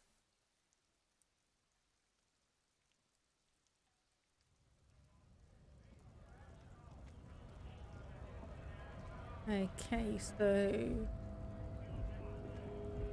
Right to work! Right to work! Shame on you! Okay, so that's not the person we needed to talk to. Then it was probably you.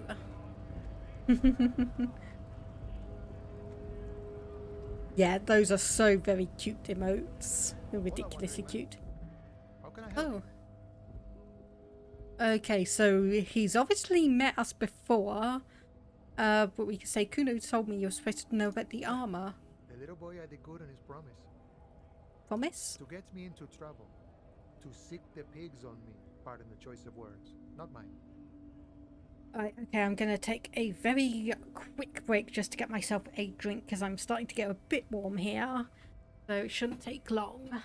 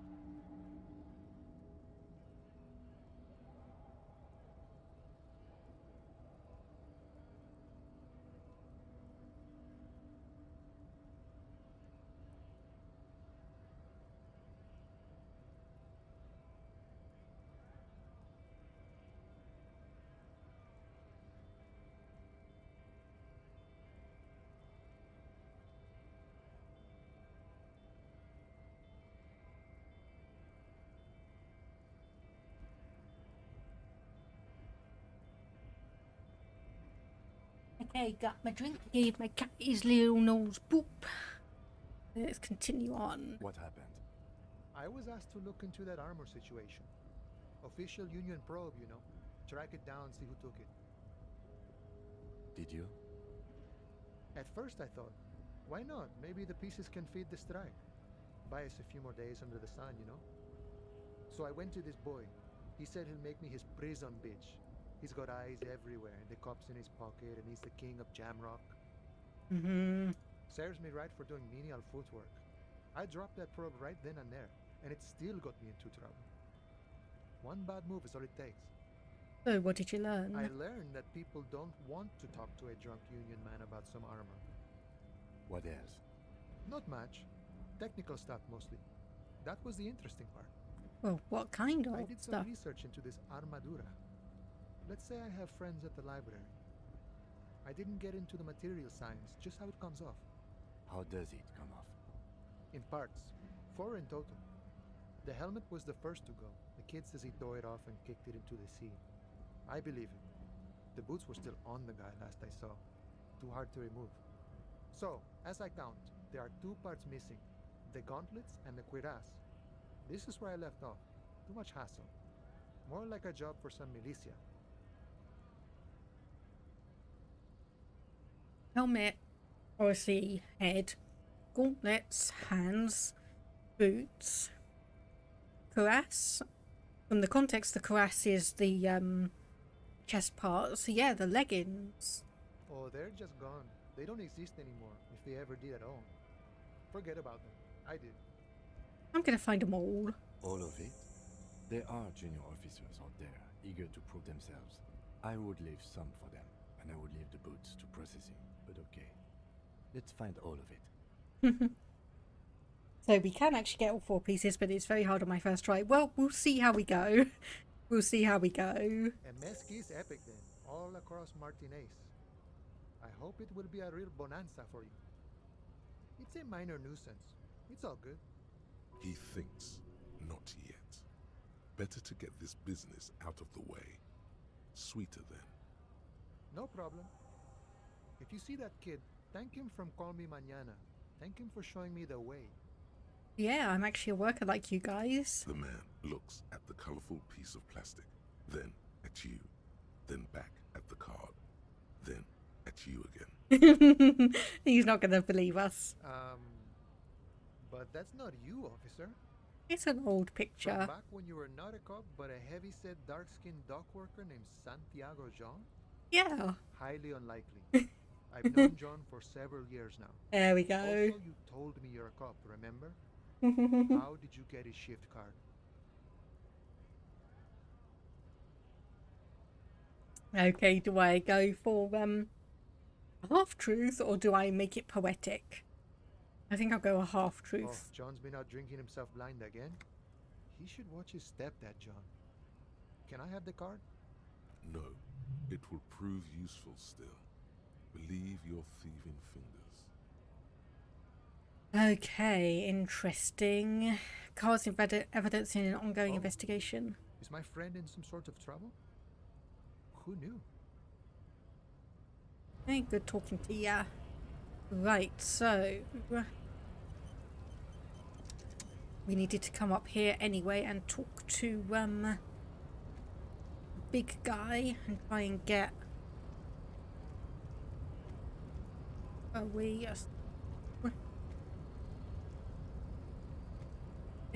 he is indeed the only person. Oh, Measurehead, that's his name. Your body betrays your degeneracy. Yeah, Measurehead. His body totally betrays his degeneracy.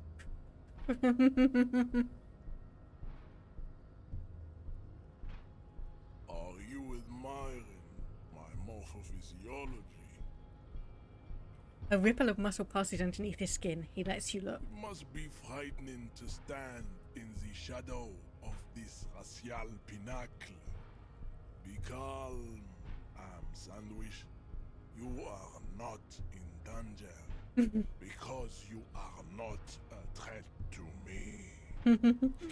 It's Giga Chad. I mean, yeah, he is tall. What is this androgynous display of sexual maturity?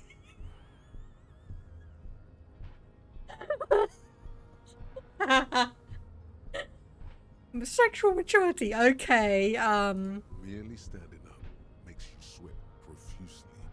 Your breathing is erratic. Your own heartbeat in your ears grows frantic, and you feel your blood pressure rise. Stop it! You are embarrassing yourself in front of this woman and your pedomorphic friend. Your what? This display of weakness may appeal to older women with a stronger maternal instinct, but it is a liability here on Battlefield Martinez. Okay, did he just basically say that Kim is cougar bait? Did he just basically say Kim is cougar bait? Because I think he did. Jean-Luc, his body is betraying his degeneracy pretty hard. Maybe you can ask him to leave. Hey, my body is That unimportant. is precisely the negligence that has led you to succumb to Al Ghul. His face contorts in disgust as if he was smelling a dead rat. Reek of it. An invisible sword of Al Ghul emerges from your throat.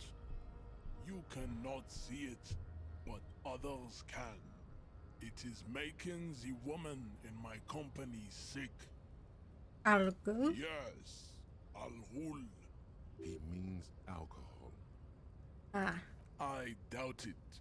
My microcephalic race, so. Okay, he is throwing out the unusual insults.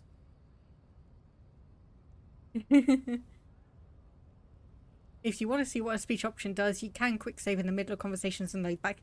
Yeah, but that's not fun. I want to actually get through all of this trial and error. It's not good. It's like a rat crawled into your stomach, got drunk and drowned. Okay, yeah, you're right. I'm an alcoholic, but I need to enter the harbour. No, you don't. You need to get another drink. Occidental Haplogroup B4 is done giving orders around here. The influence of the sandwich race is waning. A lot of very wild stuff. You can actually shoot the girl. Oh, okay. I wonder if you can get into such a situation where you create complete chaos and can't really progress any at all. So race stuff is unimportant. For hell. Attempting to pass fear for cooperation. How far the Occidental Haplogroup has fallen. You were once a noble and powerful race. Okay, I'm understanding half of these things he's saying. You gave the world eugenics, electricity, and powerful weapons of war like missiles and aerostatic aircraft. You made great gains in metallurgy, race theory, and statecraft. Eugenics and race theory. I'm not overly liking where this is going. You dominated lesser cultures, like the deformed Hemians and the inexplicably potato-obsessed Khoikos. But now your ascent to the genetic summit has halted. You are obsessed with sadness and with frivolous pop culture. Oh yeah, speaking of a health game over, as like when I tried to get the jacket, I did die in the previous things. I couldn't quite figure out how to heal, so that was fun. I was like basically saying a newspaper report that I died of a heart attack. You will be superseded. Isn't that right, babe? It is, baby, yeah. You know it. There is a button right behind him, just out of reach. It must be the one that opens the door to the harbor. You think everything else you can continue to progress. The dev wrote it really, really well. Oh, I may have to investigate that when I finish my first playthrough then. Okay, so... yeah, okay, you're right. I just need you to let me get into the harbour. Enough with this begging. You should leave the stage of history with dignity by inviting the other races to a great world war. Do I mean when grabbing the tie at the start? No, basically, or where the body is, you have a perception check to get into a, like, kind of shed of some kind. You can go in there, go up the stairs, and there's a jacket hanging on, like, a crane or something. So I managed to get out of the hotel without dying, thankfully. Bring your troops to the Seminine Islands and to Boogie Street, and we will pulverize you. When you are gone, we will build a museum for you. Yeah, the jump to get the police jacket. The walls will be lined with bottles of Al Ghul, your beloved beverage. Inside, we will store the odes to homosexuality you call art, and your microcephalic skulls. Racists are generally not very good examples of their race. Welcome to Revachol. You hear him yell at a redhead woman visiting a fritter nearby. He must think redheads are immigrants. Yeah, that one's rough. I've experienced that. I am not like them. I am craniometric perfection. I have taken the trouble to permanently draw a phrenologic grid on my skull and features. This should dispel any doubt. Okay, so we got phrenology in the mix as well. Very dubious science. Correct. Okay, 50-50. White check, we may retry it. Go ahead. Don't be shy. Just ask for race secrets.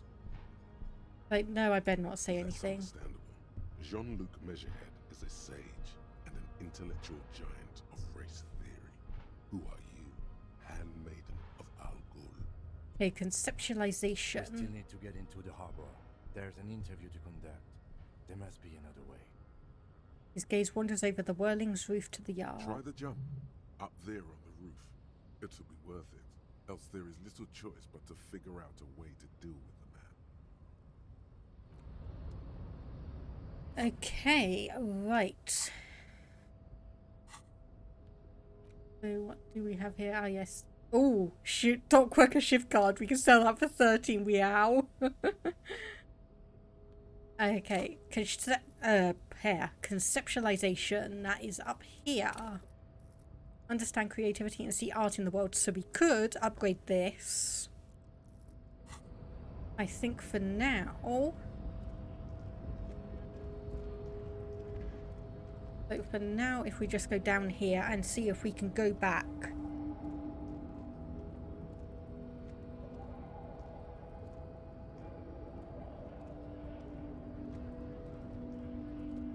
See if we can go back, get our police jacket, see if we can maybe jump across. If we can't, I may put a point into that and then obviously come back. Oh, no, not that one. Not the whirling in rags. We want the shack.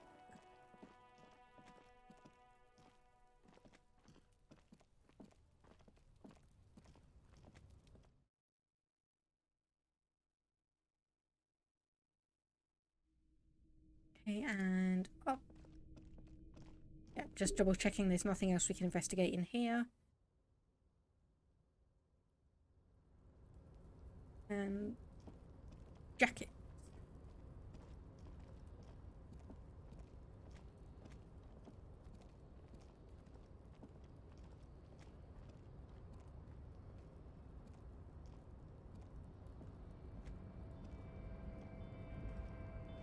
Obviously we could potentially jump.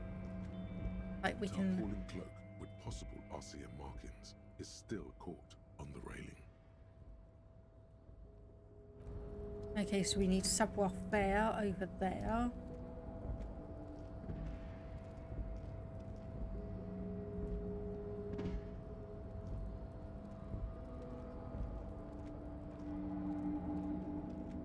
Okay, so we can't see that one. So obviously we are -2 on our savoir-faire. So which one are our... Okay, our trousers and our shoes. But we can take our shoes off.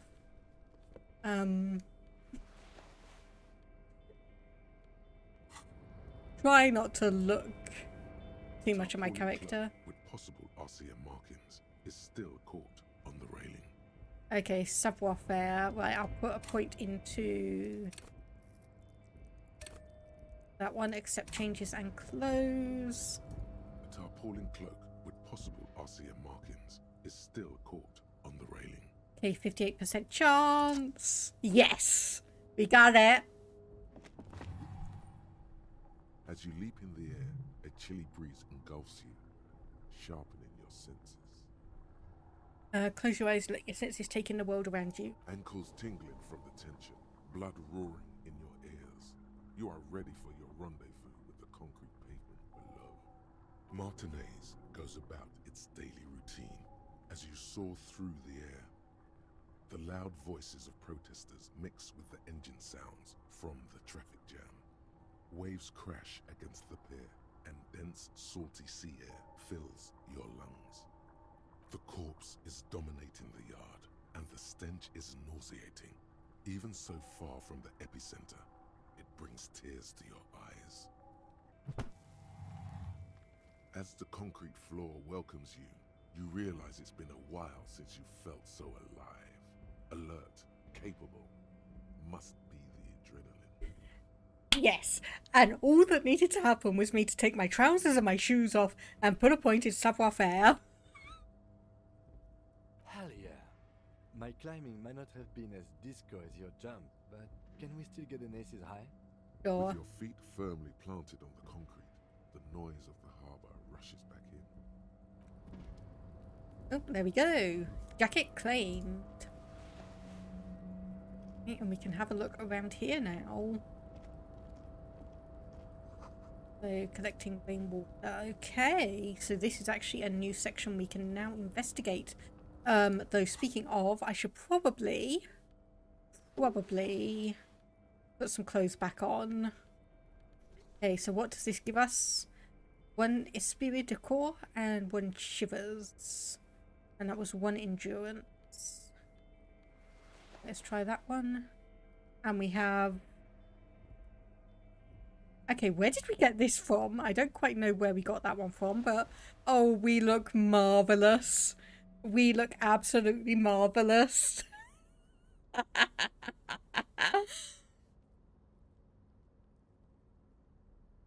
Gotta love games.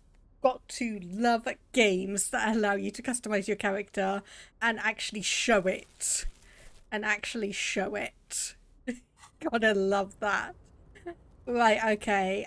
So we can go back up and in here. So let's just have a nose around. Just see where this one leads. Ooh, okay, there's loads of stuff in here.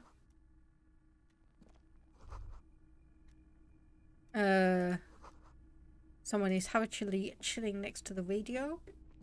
Book. And Le Fumet, Volume 1, Number 4. Oh no, we don't want to go up there.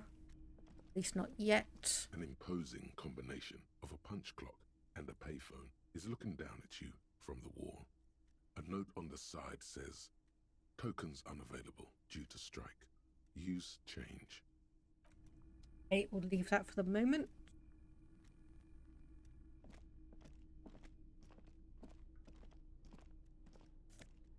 And we have another postcard.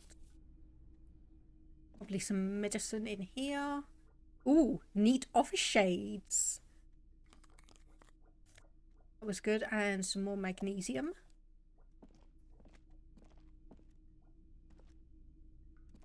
Hey, someone left the coffee machine on. Standard filing cabinet. QE typewriter. Every worker is a member of the board at the top of the flyers. Door is locked and cannot be opened without a pass card. Guess you have no choice but to talk to the union leader. Didn't say, is that it? Nope, we've got a... On second glance, someone has forgotten to properly close one of the drawers. It's unfortunate for the union to just leave their paperwork lying around like this. It is, Let's isn't see it? what's inside, he thinks. The drawer opens smoothly. Inside is a well-organized selection of brown folders. Hundreds of documents containing logistical data. 2 kinds of transactions stand out.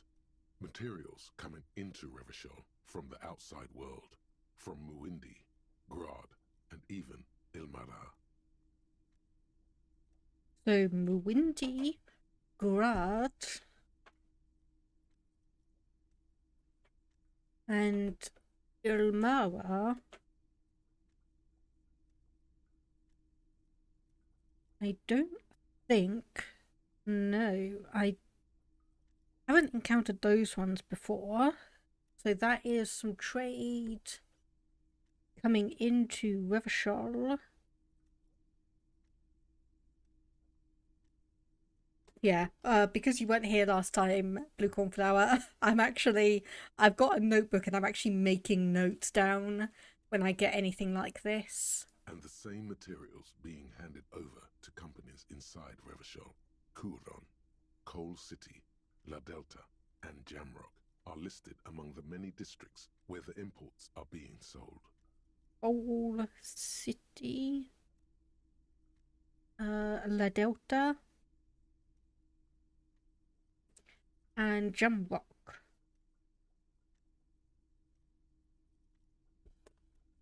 Anything it's interesting? Hard to make sense of this thicket of company names, dates, quantities, and percentages. You try to focus, but the lines are getting blurry. 50-50 shot. Look how Nope. blurry all the lines on these papers are. How unwieldy your own willpower is to yourself. You're like an absurdist Samaran monk, focusing through not focusing. But I actually focus through You are not a police focusing. officer, not a spiritual healer. You can focus the normal way by turning your attention to something and not letting go. Is that what you're doing with those folders over there? Right. This is probably not relevant to our case. After all, we're not investigating an accounting mystery. Well, I mean, no, but if there's something odd going on, then that could lead us in the direction of some evidence. You're trying hard, but the data here is unbelievably dry.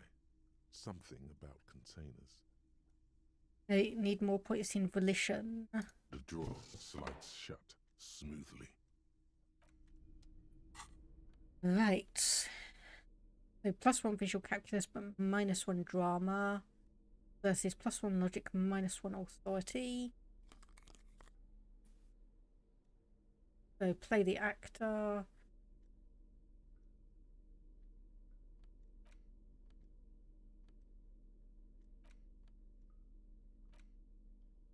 The front of this quarterly journal features a large satirical portrait of the late King Friesel. From the sides of his head, a pair of white antlers spread to the corners of the cover. This was the protest sign that we saw in the apartments, wasn't it? Because Friesel was incompetent, foolish, and cruel. In short, the embodiment of everything the communards wished to overthrow. It's satire, you see. To your disappointment, there aren't any full-color pictures to direct your attention. Just column after column of closely set text, interrupted occasionally by little doodles in black and white. After rifling the pages with your thumb several times, you return to the table of contents. The magazine is divided into several sections: international developments, Kunst und Kultur, and local concerns. Just inside the cover, there's also an editor's note. Okay, well, we'll read through all of this then. Comrade, as you know, this journal takes its name from Mazov's immortal expression, du cristal à la fumée. This was his way of describing the way the rigid, crystalline structures of capitalist ideology turn to smoke under communism. But, like the structures of capitalist ideology, we too are at risk of going à la fumée. Unlike many publications which are content to spoon-feed their readers reassuring drivel, La Fumée is committed to telling the radical truth, even when that truth may drive away potential subscribers. So please, if you value our radical Mazovian perspective on contemporary politics, culture, and international affairs, please consider subscribing today. Yours in struggle, the editors. It's like, Kim, I think this is a communist magazine. Yeah, considering we've been seeing some communist materials around, that's probably not a You surprise. flip back to the front of the magazine. The table of contents unfolds before you. International development. This section includes a long, tedious critique of the latest round of free trade negotiations between the EPIS nations and the Free State of Semenine. The EPIS nations, I don't think I've encountered them yet.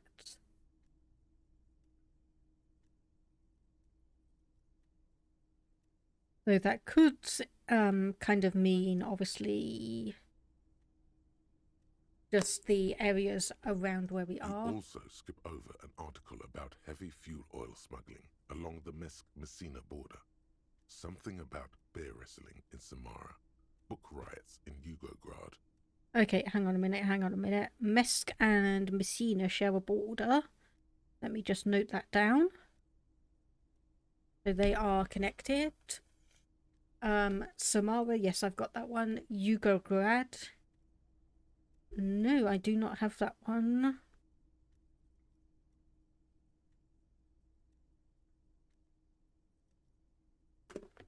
Whoa. Bear wrestling. Flip back to that. Okay, are we talking about bear wrestling as in actual bears? Or are we talking about bear in the sense of gay culture bear? Well, let's find out. It seems to be part of a new public fitness initiative in the People's Republic of Samara, SRV, devised and promoted by none other than President Kenajinski himself. According to this extremely credulous account, Uncle Sport, as he's affectionately known to his people, has recently decreed bear wrestling the national sport of the SRV. Okay, I'm starting to read into some parallels with a current world ruler on this one. But it's like, hang on, when it says bear wrestling... Of course not. The article makes plain that this is man on bear, or in some cases, woman on bear competition. 2 competitors, 1 ring, 5 rounds, or until incapacitation. According to the SRV's Ministry of Information, the program has been a tremendous success. Public support stands at 87%, and youth obesity and alcoholism rates are down 12% and 7% respectively. Guess it's hard to fight a bear if you're out of shape, or I guess it's hard to fight a bear if you're drunk. Well, I mean both, but we'll just go for the first one. That's very much the idea. President Kaczynski has long maintained that a strong body is the best defense against capitalist aggression. You flip back to the front of the magazine. It takes a moment, but gradually it dawns on you that Kunst und Kultur must mean arts and culture. As you leaf through this section, you come across several reviews of recent radio plays, as well as a brief artist spotlight featuring a local artist identified only as CS.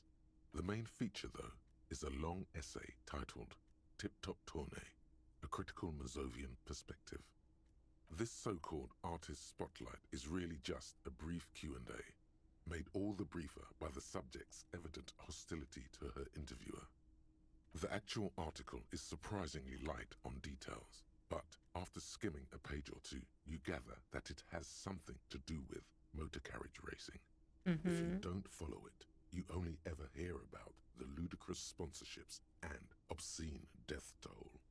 Maybe we'll see what the communists have to say about You think it. you're settling in for a relaxing recap of the most recent season, maybe sprinkled with some nice anecdotes about a few of the more colourful drivers. Instead, you find yourself skimming a 10,000-word feature about all the politically problematic aspects of Tip Top Tournée. 10,000 words? That's like 40 printed pages. Jeez. Where to even start? For one, there's the crass commercialism of its sponsorships, and then there's the practically criminal emphasis on deadly motor crashes. Jeez. I mean, okay, writing 10,000 words, I mean, I can write 10,000 words of a story with no problem, but writing it and having it printed out, that is 40 pages. Oddly enough, this article has 2 bylines: Nasteb Enkalada Banal and Exilus Buka.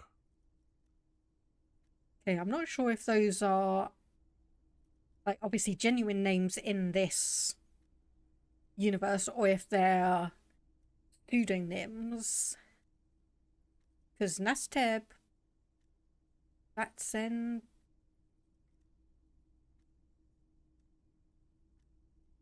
anyway.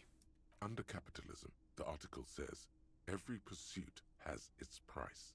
Every pleasure, even one as elemental as the joy of racing others around a track, is reduced to an advertising opportunity. Thus, the so-called tournée becomes a competition between increasingly meaningless brand signifiers. Your discount laundry detergent racing against a pack of Astra cigarettes, or even a fritter.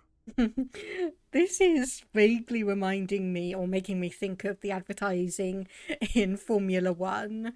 Just all of the different sponsorships that different teams are getting. And then the crashes.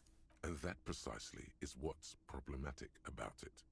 Were it not for the promise of random, spectacular violence, audiences would quickly lose interest. At the end of the day, it's the destruction of these 750,000 real races that you're really watching for. Right, okay, so that's probably roughly about real world equivalents then. So 750,000. Okay, yep. No, I'm pretty sure I like it for the racing. Sure, you think that, but subconsciously, it's the visions of brand names being engulfed in flames that you crave. That's because you haven't been reading critically. But don't worry. The whole point of these sorts of articles is to let someone else read critically for you. And then thusly you can just regurgitate what this article is saying without having to think critically actually about it yourself. Ah, come on. Can this article read your mind? No, I guess not. Well, there you have it. No reason to get hung up on the pretentious ramblings of a few young men. If I had to wager, I'd say they've never even seen the inside of a motor, much less a motor race. I take whatever they write with a large grain of salt. You flip back to the front of the magazine. Unsurprisingly, much of this section is taken up with articles declaring unqualified support for the dockworkers' strike. You skim the headlines. Paint the harbour red and white. Martinez tames the wild pines. A city in revolt. First we take Martinez, then we take La Delta. Okay, is that last one meant to be a riff on a song? First we take Manhattan, then we take Berlin. Finally, there's a brief article by the writer, G. Martin, accusing the owner of the Capeside Apartments of illegally attempting to evict certain communist tenants simply for not having paid their rent.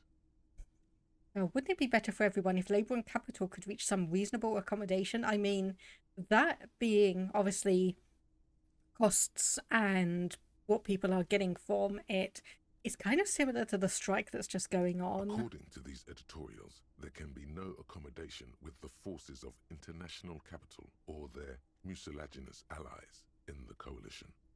Judging from the context, it's something very large and fundamental. You should probably know about it already. Honest, you flip back to the front of the magazine. Okay, so we got a couple more things.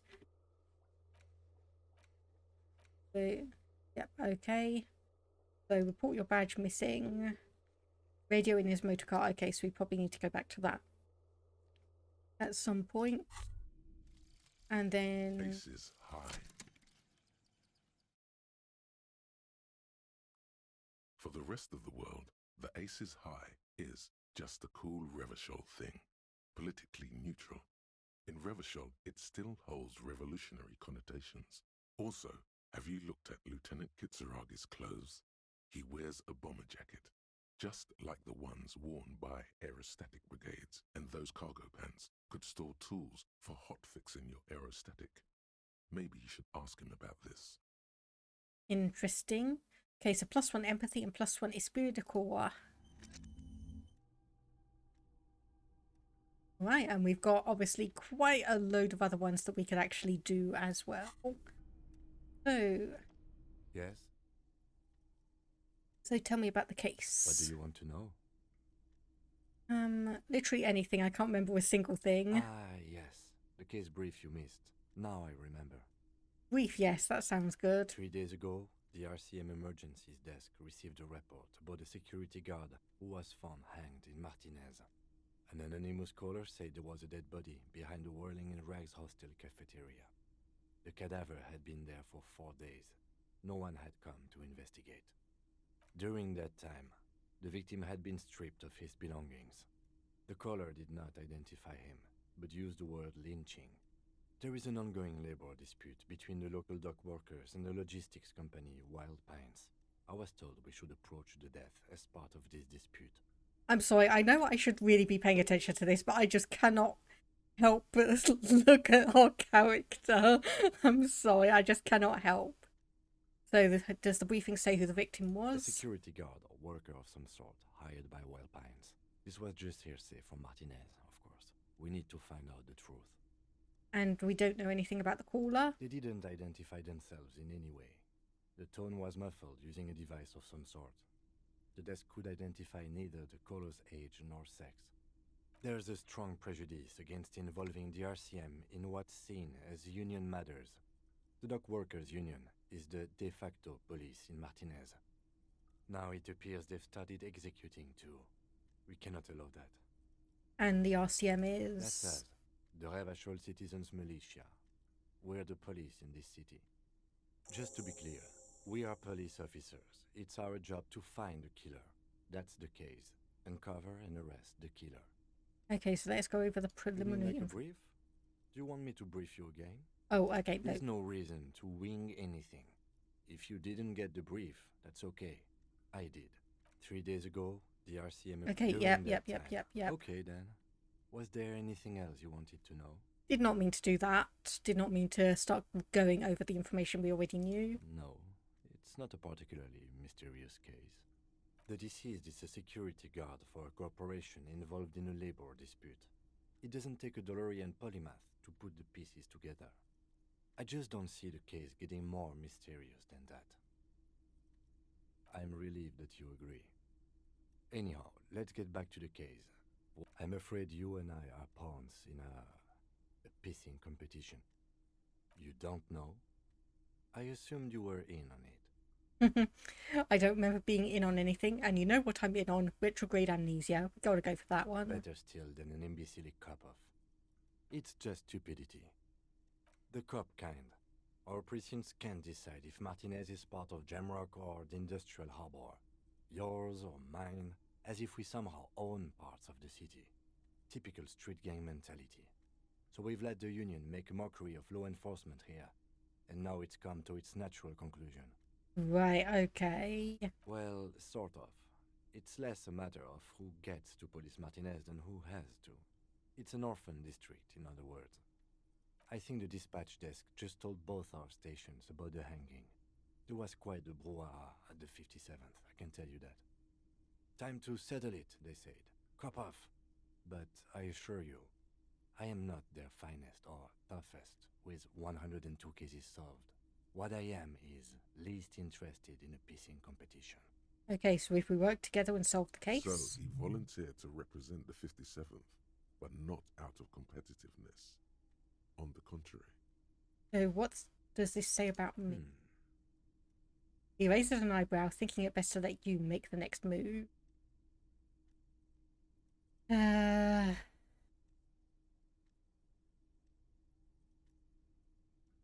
Okay, I'm tempted to go for the first one and hope that Kim just laughs at it. A good joke. Yes, a joke. It's good we set this thing aside. Was there anything else you wanted to ask about the competition? If not, we should move. So what's special about Martinez? Nothing. It's just a puddle at the end of some drain pipe. No one cares about this place. They care about sports. Most of our colleagues don't even know how to get here. North of the interchange doesn't exist. A tremble comes over you. Another after effect of ethanol poisoning, perhaps. Feels like leaves do when they rustle in the breeze, somewhere far away, below the turbine. The 41st and the 57th. The lieutenant was right. It's not about who gets what's north. It's about who doesn't. Okay, so you volunteered to spoil the pissing contest? I'm an unrepentant spoil sport. The lieutenant appears pleased with this. Yes, it's a wholly pointless matter. Forget I ever mentioned it. Okay, I want to talk about you. Let's talk about him for a bit. I don't see how my life is pertinent to the investigation. That's a fair point.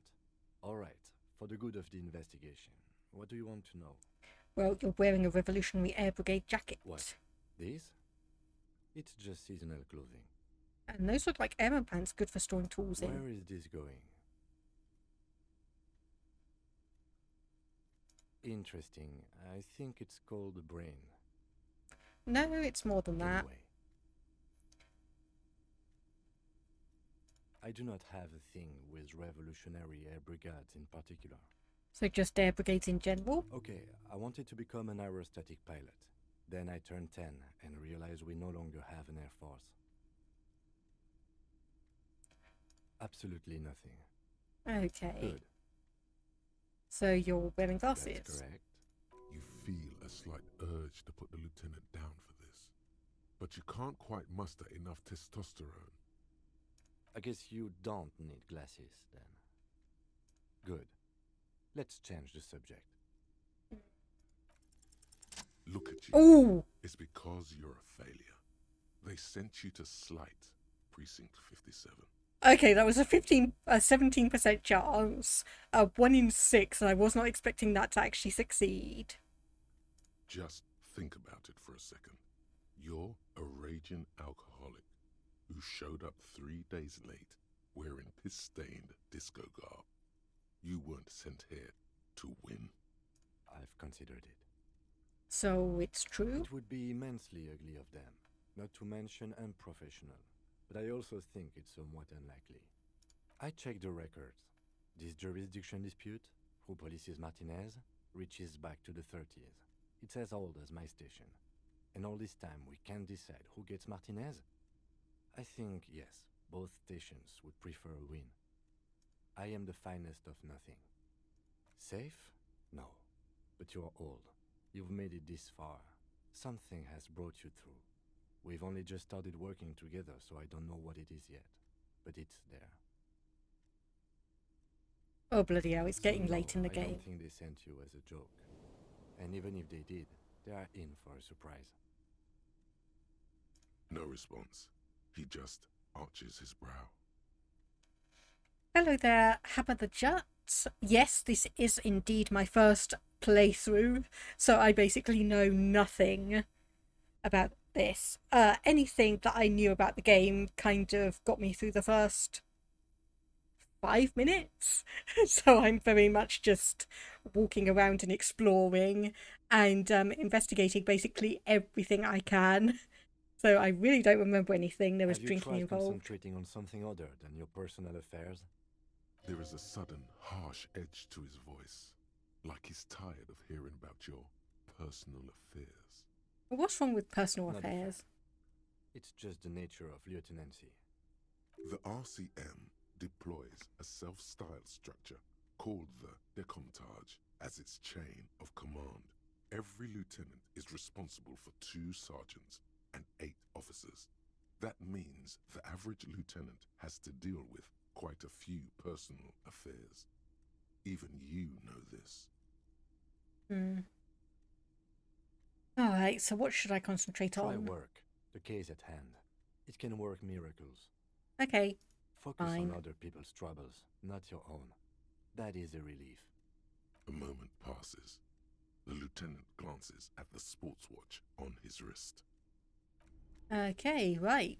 Let's head back out then. I think we've investigated everything we need to do right now, though it is 5 PM. And I'm not 100% sure how we're actually going to get back up. Not quite sure how we're going to get back up. Oh. I keep on forgetting about that. Have a look. Oh, here. See? All around you, great machines.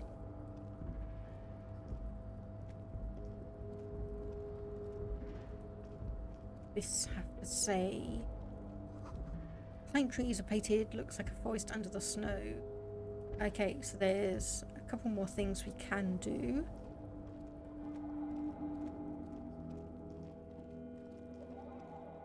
Okay, we got a couple more bottles.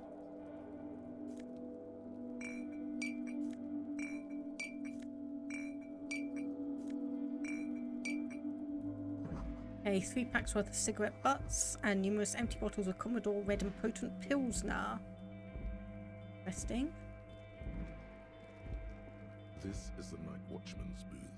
The name on the door reads, René Arnaud. Listen, it's okay to take a few minutes to yourself. Sit down and have a breather. The chair is not as austere as the rest of the booth. A thin grey pillow is attached to the seat, secured to the stiles by black ribbons. The drawers are empty, save for old timesheets and receipts. One small box, however, does hold some cheap painkillers. They are slightly out of date. Oh boy, where to start? Elevated risk of dementia, mini strokes, prophet's disease, sudden death, hair death, erectile malfunction, critical flatulence, watery blood, black mucus, uncontrollable weeping, increased sensitivity to la opera, inoperable joint disorder, total spinal collapse. Don't think about that.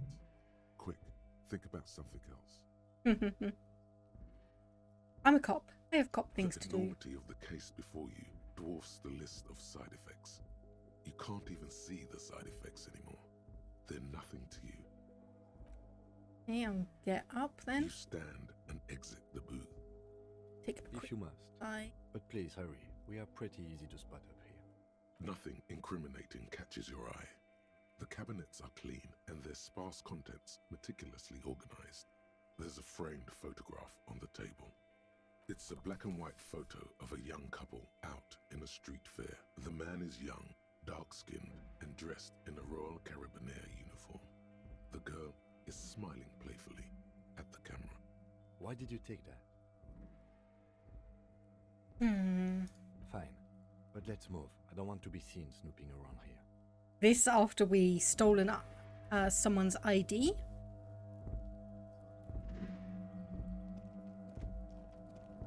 Is there anywhere else we can necessarily go? Yes, it looks like we can go over here.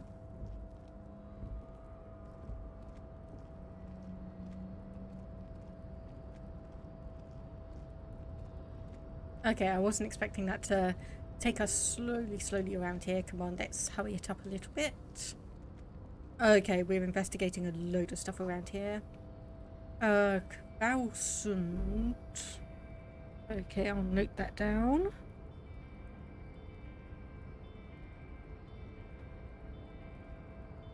Because any of this could be useful information. 50 cents? Why not?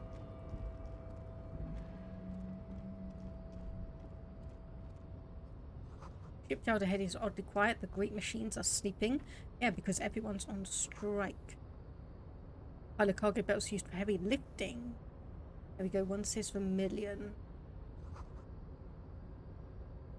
Okay, what is this box over here then?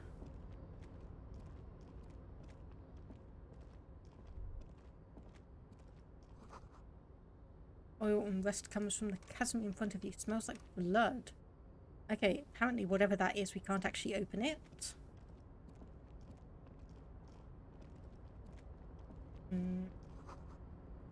Industrial thermos.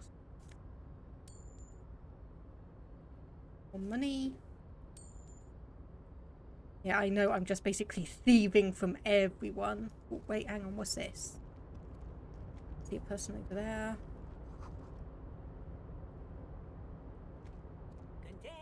Container, I'll turn you nice and red. Container, put the logos on.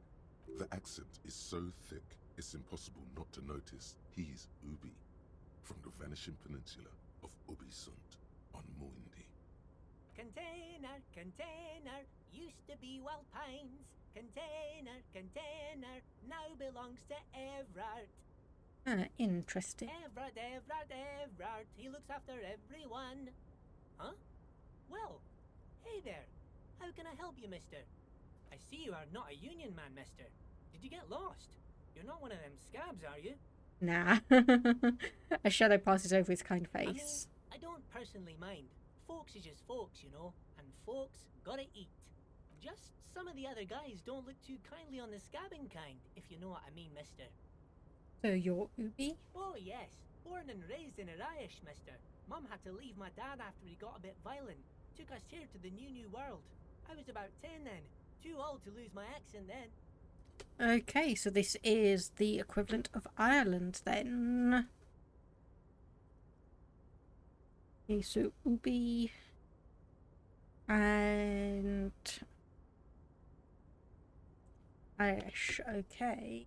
People say us Ubis are up to all sorts of trouble with sheep and other animals and whatnot. I just want you to know there was never any of that where I come from. No, sir. Those are just nasty rumors. wrong country for that rumour. It's the Welsh that have the rumours with trouble with sheep. Thank you for clarifying that, sir. So what are you doing with the I'm just containers? making some covers for them containers here. Yes, I am. Yes, I am. So it's easier for the crane operators to spot them. Okay, this is a red check. It cannot be retried. The containers in the yard are green in Wild Pine's livery, and the mountains rising behind Leo is all red in Union colors. It's like some red infection was spreading outwards from the container yard's core. Mm. There appear to be cisterns underneath the Union container covers. Yes, they are hiding it from the inside. All the red containers have the Debarders Union logo on them. Has anyone told you why you need to change the covers? Not really. Mr. Everett doesn't tell me all the big things. Says I go and tell them to everyone. Oh, I don't know, mister. They say it's some chemicals. Most of them have labels on them, I think. Oh dear. Oh, no trouble at all, mister. No trouble at all. Mm. So where is everyone? We know people are on strike. Most of the guys are down at the gates, keeping the scabs from coming in. We're on a strike. The whole union is. You don't have to work when you're on strike. Ha! We haven't worked for 2 months now. So no one is working? Not everyone is down there, of course. Mr. Everard is in his office, where he always is, and Jean-Luc is guarding the gate. But Titus and his boys got into some drunken trouble and Everard sent them on a nice vacation for a week or so. Interesting. Oh, I'm not really supposed to talk about that. That's union business. Him and his boys stirred up something in town. Probably drank too much and got into a fight or something. I heard Mr. Everett telling them to take some time off. I guess the boys got a bit too rowdy and had to let out some steam. I don't really know the details. That's just how boys are, you know. I haven't been in a fight since I was in middle school. Easy, Leo. Let's keep this on the hearties. I remember I was the runt of the class. The bigger boys always used to pick on me. You see, I had a bit of a temper back in the day. Flew off the handle like nobody's business. But Mr. Everett and his brother always came to help. Once they beat old Noel Becker so bad he needed stitches on his head. Noel never started another fight with anyone after this. Mr. Everett and Mr. Edgar are real nice guys, mister. You should go talk to Mr. Everett. I'm sure you'll be good friends. He's friends with everyone around here. And ominous cough. Yes, yes. Everybody needs a job, and this is mine. I'm Leonard, by the way. Leonard Bellick. But everyone calls me Leo. I'm like Mr. Everett's right-hand man when Mr. Edgar is out of town, and Mr. Edgar's right-hand man when Mr. Everett is away. Actually, Miss Beaufort is the right-hand man, but she's a lady. Who is this, Miss Beaufort? A real pretty lady with a skin like those Douai Sucre candy bars my missus likes so much. Them are real nice to suckle on once the dinner is done and me and the missus sit down beside the radio. But I can't listen to the radio all the time. There's so much to do around here and I'm always busy keeping things running here. Yes I am, yes I am. So, Miss Beaufort. Oh, Lizzie, she is a real sharp tool. Mr. Everett put her through some fancy school and everything, east of the river. 4 years she was gone, and when she came back, she was all fancy and lawyerly. Interesting. But she's a real nice girl. Grew up in this here neighborhood, knows everybody and gets along with everyone. Real pillar of the community one day, I'm sure. If me missus and me was to have a child, I'd be real happy if she turned out like her. But she can't have kids. Dr. Lemaitre said so, and she knows about such things. Been a doctor for almost 50 years she has. So Everett trained a lawyer named Miss Beaufort. Interesting. Yes, this place really seems to run like clockwork. Keep it up, Leo. Well, thanks a lot. Coming from you, it means a lot, really. Sometimes I feel some of the guys don't really get how much I bust my ass for them here. But you guys are alright. Oh, that one. That should be empty as far as I know. Lots of containers here have nothing in them. They're just waiting to be loaded up. loaded up with chemicals from what you were saying. And we're looking for the leader of the Dockworkers Union. Oh, you want Mr. Everett then? He's an awfully nice fellow, he is. Him and his brother are both nice fellows.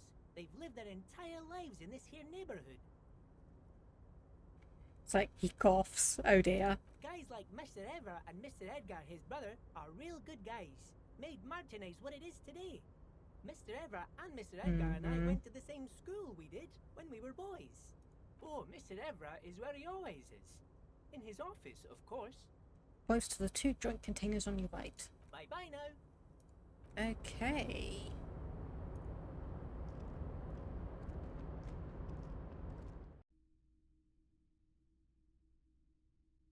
Interesting, interesting. Coffee still lukewarm. Pallets leading up.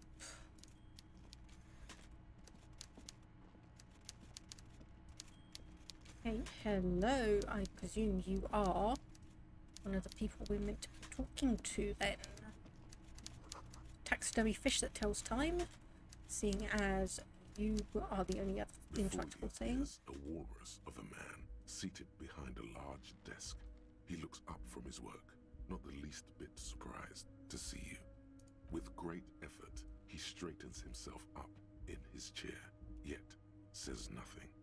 He simply stares at you, with a mixture of expectation and impatience, well bottled. Okay, well let's get into this then. Welcome, Mr. Dubois, Mr. Kitsuragi. It's good of you two to stop by. Please, have a seat. Aha, okay, so we know our last name is Dubois. Okay, Mr. Dubois. Okay. I'm Everard Clare, head of the Debarders Union here in Martinez. The man relaxes into his chair and continues. I'd offer you my hand, but unfortunately my health prevents me from getting up. You understand? Your health. He looks extremely comfortable. The tiny folding chair, on the other hand, looks like a torture device. You go ahead, detective. Whatever he has in store for you, it can't be good, he thinks. I'll do my best. Forget about that. What's with this Dubois stuff? You're getting some seriously bad vibes from that name. Well, keep it strum for a moment. Just take a seat. Excellent, Mr. Dubois. I can see that you're a reasonable man, and reasonable men can be of great use to one another. So tell me, how can the head of the Debarders Union help a representative of the Revachol Citizens Militia today? The chair you're sitting on has got to be the most uncomfortable chair in the world. It's violating your backside. Ouch, that's not good. By the way, I heard you got a rather rude reception from a certain Lawrence Gart. Some people have no manners, it pains me to say. This should take care of that nonsense. He points to a giant novelty check on his desk. It's absolutely comically huge. What? It should be sufficient to cover your expenses for a few days and patch over your differences with a cafeteria manager. Go ahead, take it. Okay. Wow, that's 25 real. That's good money. You need it.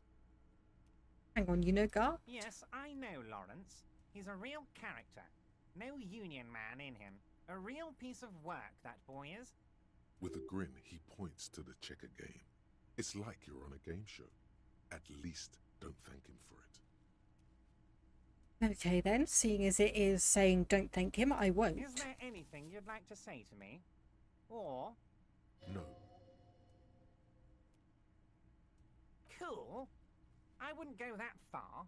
I'm sure there are cooler things than delivering a comically oversized novelty check to a cafeteria manager. But, sure, if that's what's cool nowadays. Now, I'd like to set your mind at ease about one other matter. Your lost gun. Let me assure you, Union people are on it as we speak. I've got my best hounds looking for that lost gun. His slug-like lips move, but all you hear is an echo. Lost gun, lost gun, lost gun. Slightly suspicious of that. The world is swallowed by a black hole of fear. Only two words escape its gravitational pull. Lost and gun. How do you know about that? I know everything, Harry. Right now, I know that you're worried. Don't be worried. Everything's going to be all right. Okay, I am not liking him. It's not like you left it loaded. You didn't lose a loaded gun. Local children aren't out there playing with it right now, pointing it into their own mouths. It's in a safe place. I just know it. I have a feeling everything's going to be all right. And I have a feeling you are going to double cross me and this is not going to be good. It was loaded. There were 2 bullets in it. You always keep at least 2 barrels loaded. Okay. God, you're sweating. Your knee is jerking. You're about to cry, aren't you? You're about to cry because you lost your gun and those children are going to shoot themselves with it. Mr. Dubois, you don't look so good. What is this, Mr. Dubois? He keeps repeating. What is he trying to pull here? You need to cool the fuck down. Chill. Mr. Dubois! Mr. Dubois! Harry! They keep sliding down the chair like a jello shot. Oh, there are no Harrys. Let your mind go to your safe place. Mr. Dubois, are you okay?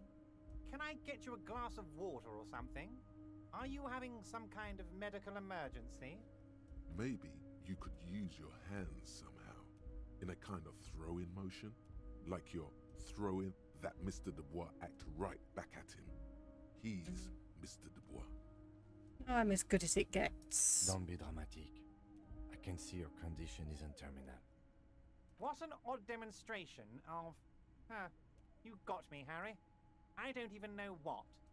As entertaining as it was, I'm afraid we're wasting our time. And I'm an extremely busy man, as I'm sure you are too. Okay, enough. We are here to ask you some questions pertaining to a murder investigation.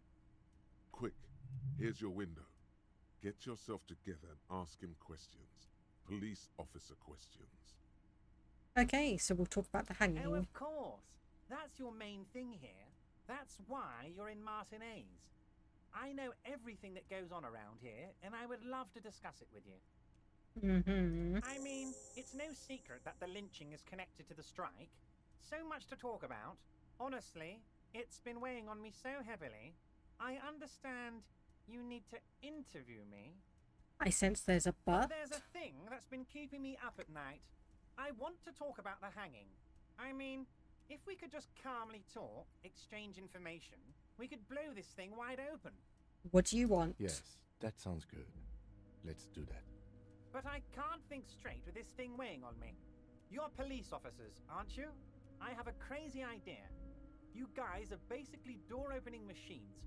Incredibly talented at opening doors. I'm not sure I understand. If you're asking us to break down someone's door, it's not going to happen. Come now. I just need you to go open a little door for me and leave it unlocked. A simple thing. Absolutely nothing shady about it. The fact that you need to say nothing shady means it's shady. Stars aligned into a cosmic frown here. He has your fate decided. Bide your time, however, and let the stars continue their course, and that frown shall turn into a smile. Only if you play along. Okay, well, we'll just ask a few questions then. No one's. It's just a weasel. A weasel lives there. Nothing for you to worry about. What do you mean by a weasel? A loud blabbering weasel. When weasels feel no one is watching, they start acting foolishly. Just go there, unlock the door, and leave it open. It's been such a burden on me, Harry. I just want this to be over so I can discuss business with you. Harry, I'm a very busy man, and more importantly, I don't have that extraordinary physique you do. You look like you could run around all day. No, I don't. You want to send someone a message that the police are working for you. I repeat, I'm a very, very busy man, Mr. Kitsuragi, and therefore I must occasionally enlist outside help. So what, Harry, my dear friend? I am what people call a local bigwig. I know everything that goes on in Martinez. Okay, I'll refuse for now. Of course, Harry, I understand. But if that's the case, I don't think we'll ever find your gun. Even worse, we won't be able to speak like equals about the murder. Perhaps this was just bad timing for you. Know that you can always come back to me. I really hope you do. For your sake, my sake, and for your gun's sake too. Yes, we both understand what you meant. This may be the only way, he thinks. I won't hold it against you. In fact, we probably should reconsider later. Of course. Let us dispatch with the formalities. You call me Everard, I call you Harry. That's what the hanged corpse called you. Harry. My God, so it's true. I didn't want to believe it, but you are a fantastic science fiction amnesiac cop, aren't you? What are the odds of that? I think the odds of that are very low. My memory's fine, I'm just testing you. So good to hear that, Harry. Apparently my sources were wrong. However, if you did have a spot of memory trouble, I could help you out. With my big fat folder.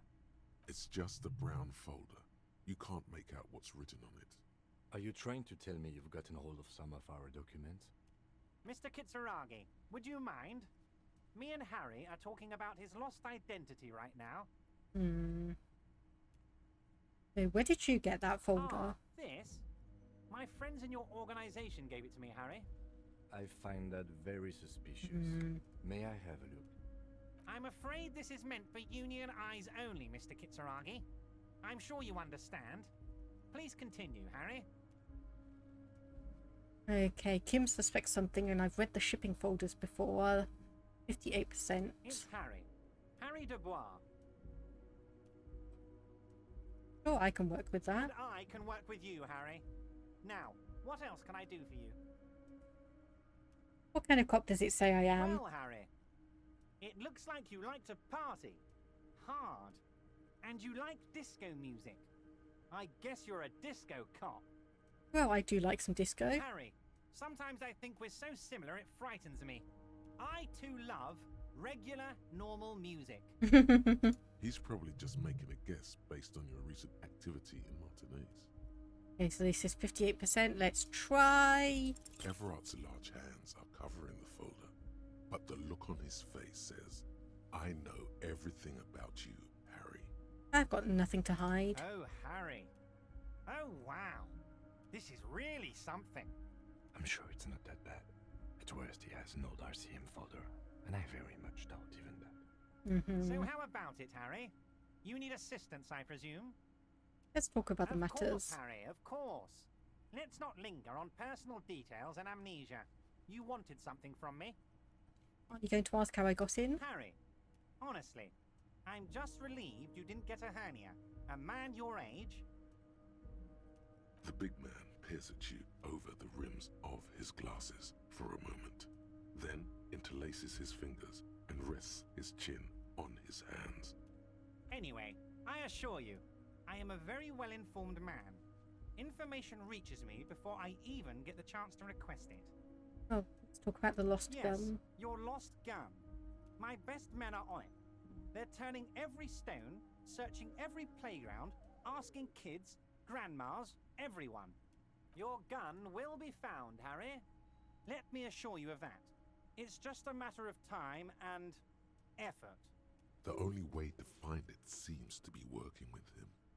He might even be holding your gun hostage. Who knows? Only one thing is certain. If you work with him, you're going to get it back. And working with him might be the only way to do it. Damn it, Harry. That's exactly what it means. I'm only kidding, of course. Of course. I understand. We help you, you help us. Oh, okay, so we'll leave. You need this to get in and out through the gate. Okay, there we go. I was wondering how that was going to work out. Here, you're one of us now. A real red and white Union man. Take care, Harry. Okay, so we've got ourselves a Union card now. A giant novelty check and... Yep, there we go. Indeed, okay. We've still got some alcohol, some cigarettes. and just double check that there's nothing else. Nope. Okay, looks like we are good. Looks like we are good. Okay, and obviously we had that box there that we can't actually do anything about. Oh, I was going to say nothing else here, but there is a bit more money. Anything we can investigate here? Nope, doesn't look like it. Anything?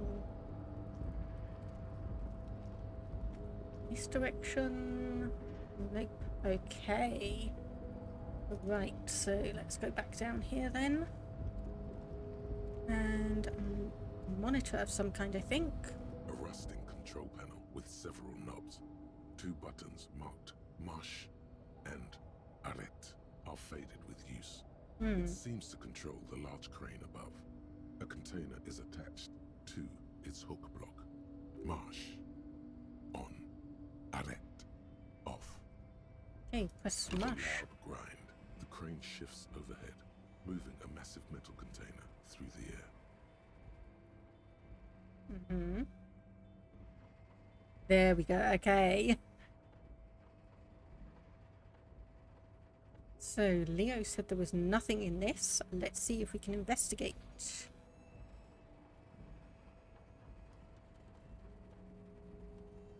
Oh dear, that's wobbling very, And with a surprisingly quiet thunk, the crane places the container down. The harbor sleeps as the strike rages in the distance. The crane can rest again, now that its purpose has been fulfilled. Moving this container, of course. For this purpose it was built. For this purpose it has acted. And now it will rest. I can't see how that was worth the wreckers, except for seeing the crane in action, which I admit was satisfying. The crane does not return to its original position. It does not move at all. okay, good. Oh, yes, we can indeed go and investigate this. Before you stands a cargo container, just one of many in the yard. You do? Because I don't. There are a million containers here. Why are you fixating on this one? Oh, it was just hanging from the crane. You just picked one out because you wanted to interact with a cargo container. We are not here to interact with containers. We are here to talk to the Union, right? You attempt to turn the handle, to no avail. The doors seem to be mechanically locked. To your left, the lieutenant considers your actions with some puzzlement. Knock on the door? No reply. The knock produces a hollow ring of metal. Doesn't sound like there's anything inside the container. 3% chance. Why are you even trying to open a door with rhetoric? Because getting physical wasn't Because an option. what wasn't an option? Now is not the time to get philosophical, detective. You can do that after hours. Oh, okay. Apparently nothing more we can do there. And just keeping an eye.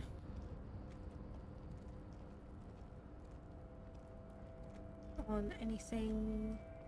Okay, that looks pretty much where we were. Okay.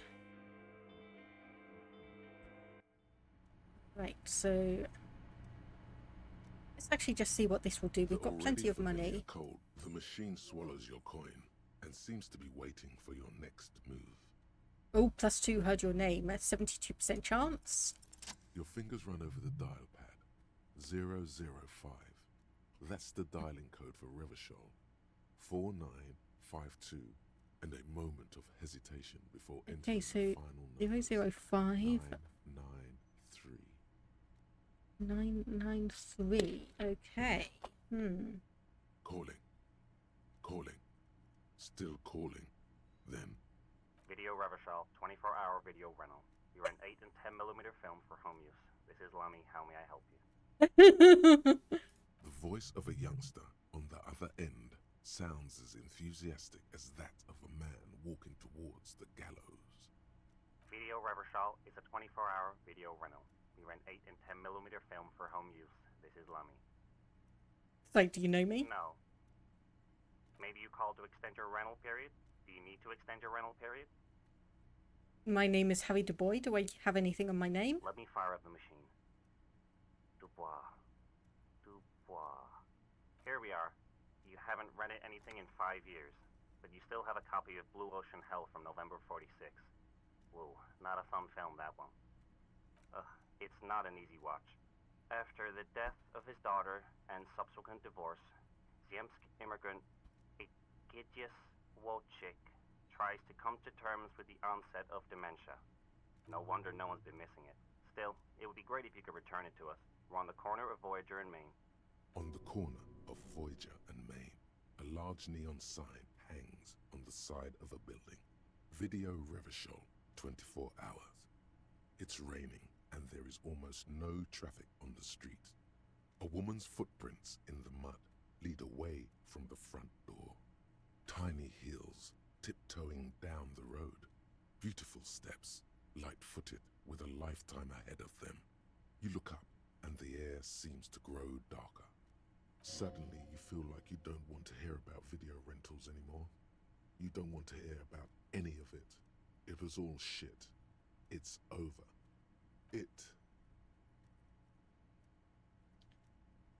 That's enough for you today. Let's conclude this call.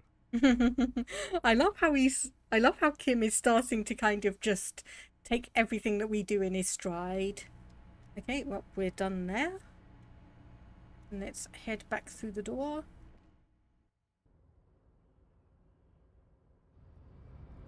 And then we had this money here. Or can we not actually get to that? Okay, that's a shame. And... okay, right. So... just trying to think about what we want to be doing. Probably going and just having a very, very quick look at the garbage container. Okay, apparently I managed to get myself... I don't know what happens, but sometimes I get stuck in walking mode, sometimes I get stuck in running mode. Okay, well, let's go over here and unlock this. This trash container is locked. With a well-oiled crack, the lock pops open. It should now be possible to simply raise the lid. Don't. Maybe you shouldn't. Why? Maybe you shouldn't. Of course you should. This is your time to shine, Hobocop. Dive into that dumpster for extra content. There is, but you won't like it. Sweat forms on your brow. Your hand is still on the lid. Oh, take a deep breath and open. The smell of rotten food rises to greet you. You see soggy cartons, dirty rags, and organic waste. We're just in time. This hasn't been emptied for over a week. Okay, look under the boxes, pick up the rags, search the food waste, or dig in Hobocop style. You see milk and egg rest with one broken egg in it. Some pasta wrapper. Picking up the soggy packages somehow feels familiar. You've done this before. The movements are recorded in your elbows, the methodology in your fingers. You're used to this. No, searching for evidence in the trash. Good practice for dumpster diving. A box falls into pieces in your hands. Batiste Soleil cereal. There are plastic pasta packages below, and turbo noodles. Nothing of note, however. Among the threadbare kitchen towels, something catches your eye. A pair of denim trousers.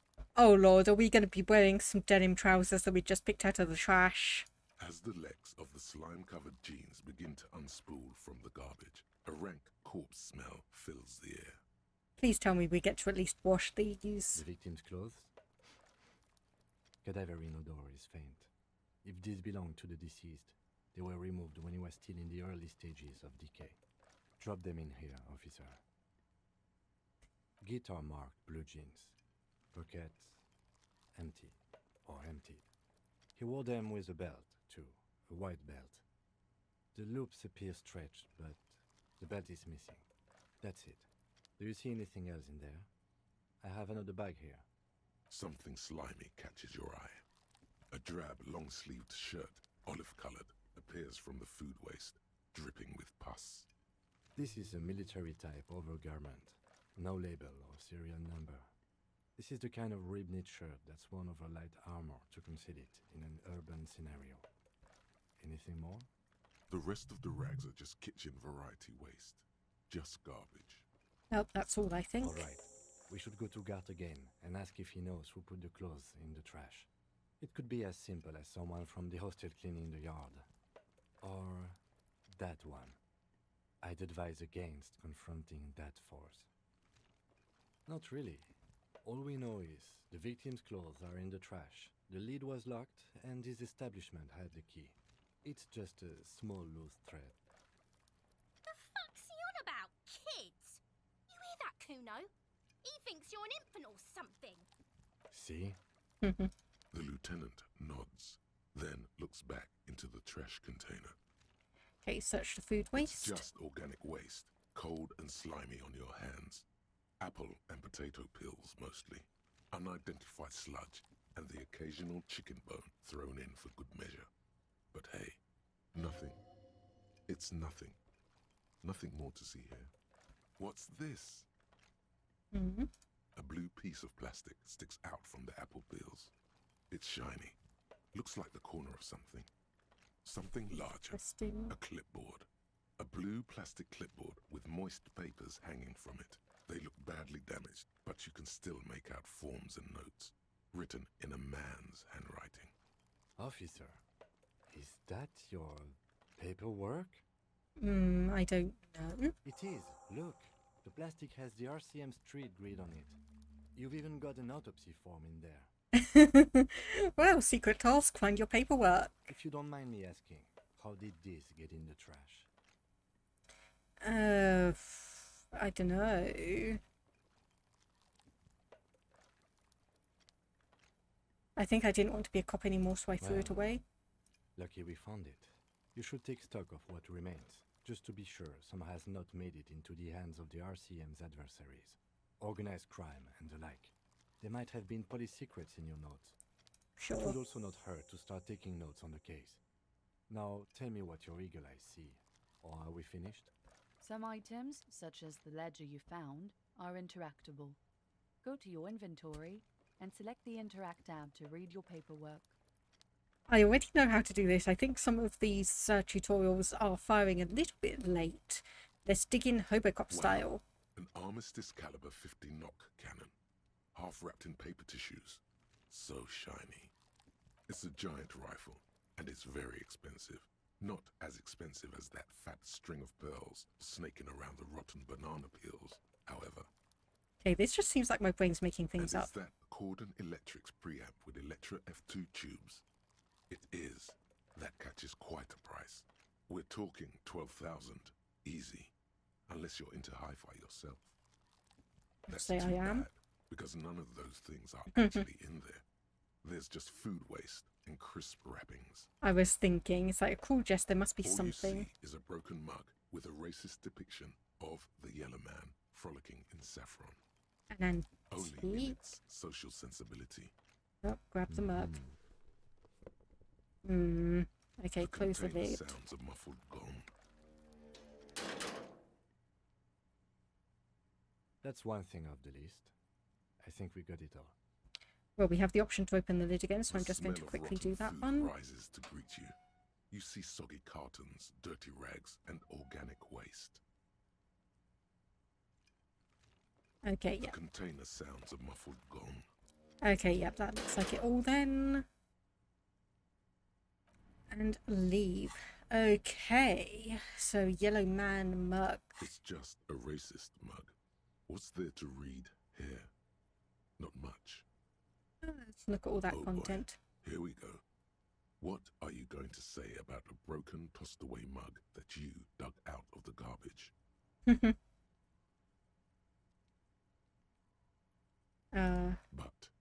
in the trash. Why not just call it out when you see it? Or do some volunteering work. Just finish your case, detective. Being called out by the game on my choices. Ooh. Yeah, It's the interact. legend found in the trash. A pitiful cabbage of white and yellow papers hanging from plastic board, barely held together by a metal clip. This sad display is made complete by the faint smell of urinal cleaner. There's a piece of toilet paper, or is it cleaning tissue? No, it's toilet paper, desperately sticking to the back of the blue plastic clipboard. It's a metaphor for you. Below the pathetics, terror. Do not look into its blue heart. Okay, right. I think that is probably put that away. And let's do a save. And back to the main menu. Okay, right. So, yep, we've got the notebook. I presume that is going to give us a lovely amount of detail and information. Yep, so let me just quickly transition over, and I'm going to very quickly see if there's anyone on who we can go and say hello to briefly, because I need to go off and get my cat his food. Oh, we've got Magi Was Taken is online, or we've got Sephonated with Wim World.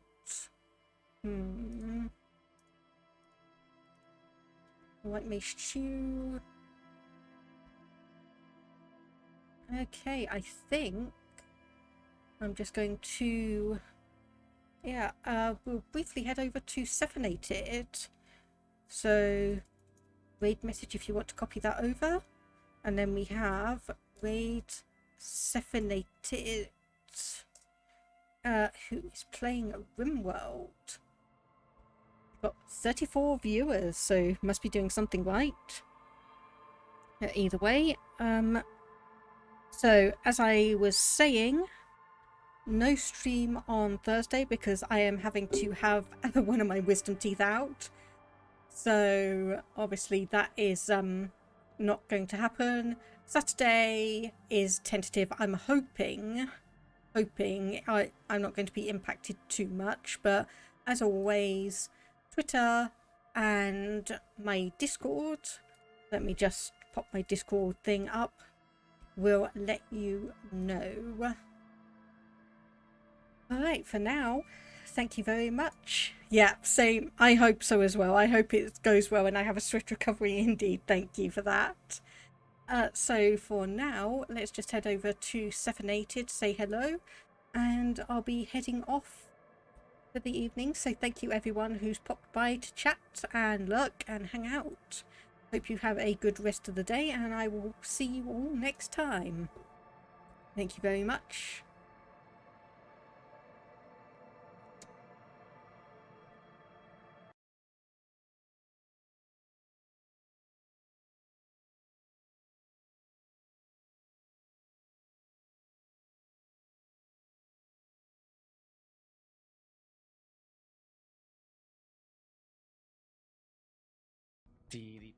Everything is going well, Lulu. Everything is going well. Very, very. How are you doing, man? Just come from an anime evening with some friends doing pretty good. Nice, nice. Good, man. Good. And, ooh, how do you say that? Positronics. Positronics? Thank you so much for the raid. I do appreciate it. Let me give you a quick shout out before I'm getting all over the place here. There we go. And you were playing Disco Elysium. I have never heard of that. Sorry, I've never heard of it. But how you doing? And how was the stream going? And Blue Cornflower, welcome, welcome. Hope you guys had a good time during the stream. And thank you so much for sharing your community. I appreciate that. How is things going? Things is going very well, my friends. Very well. How are you doing? Disco Elysium is great. So what's the game about? What is it? Oh. Okay, hold on. Is that? Are you targeting me? Well, there we go. Let's finish off that one. Okay, they're basically all bleeding to death now, which is good. There we go. And Blue Cornflower, thank you so much for the follow. I appreciate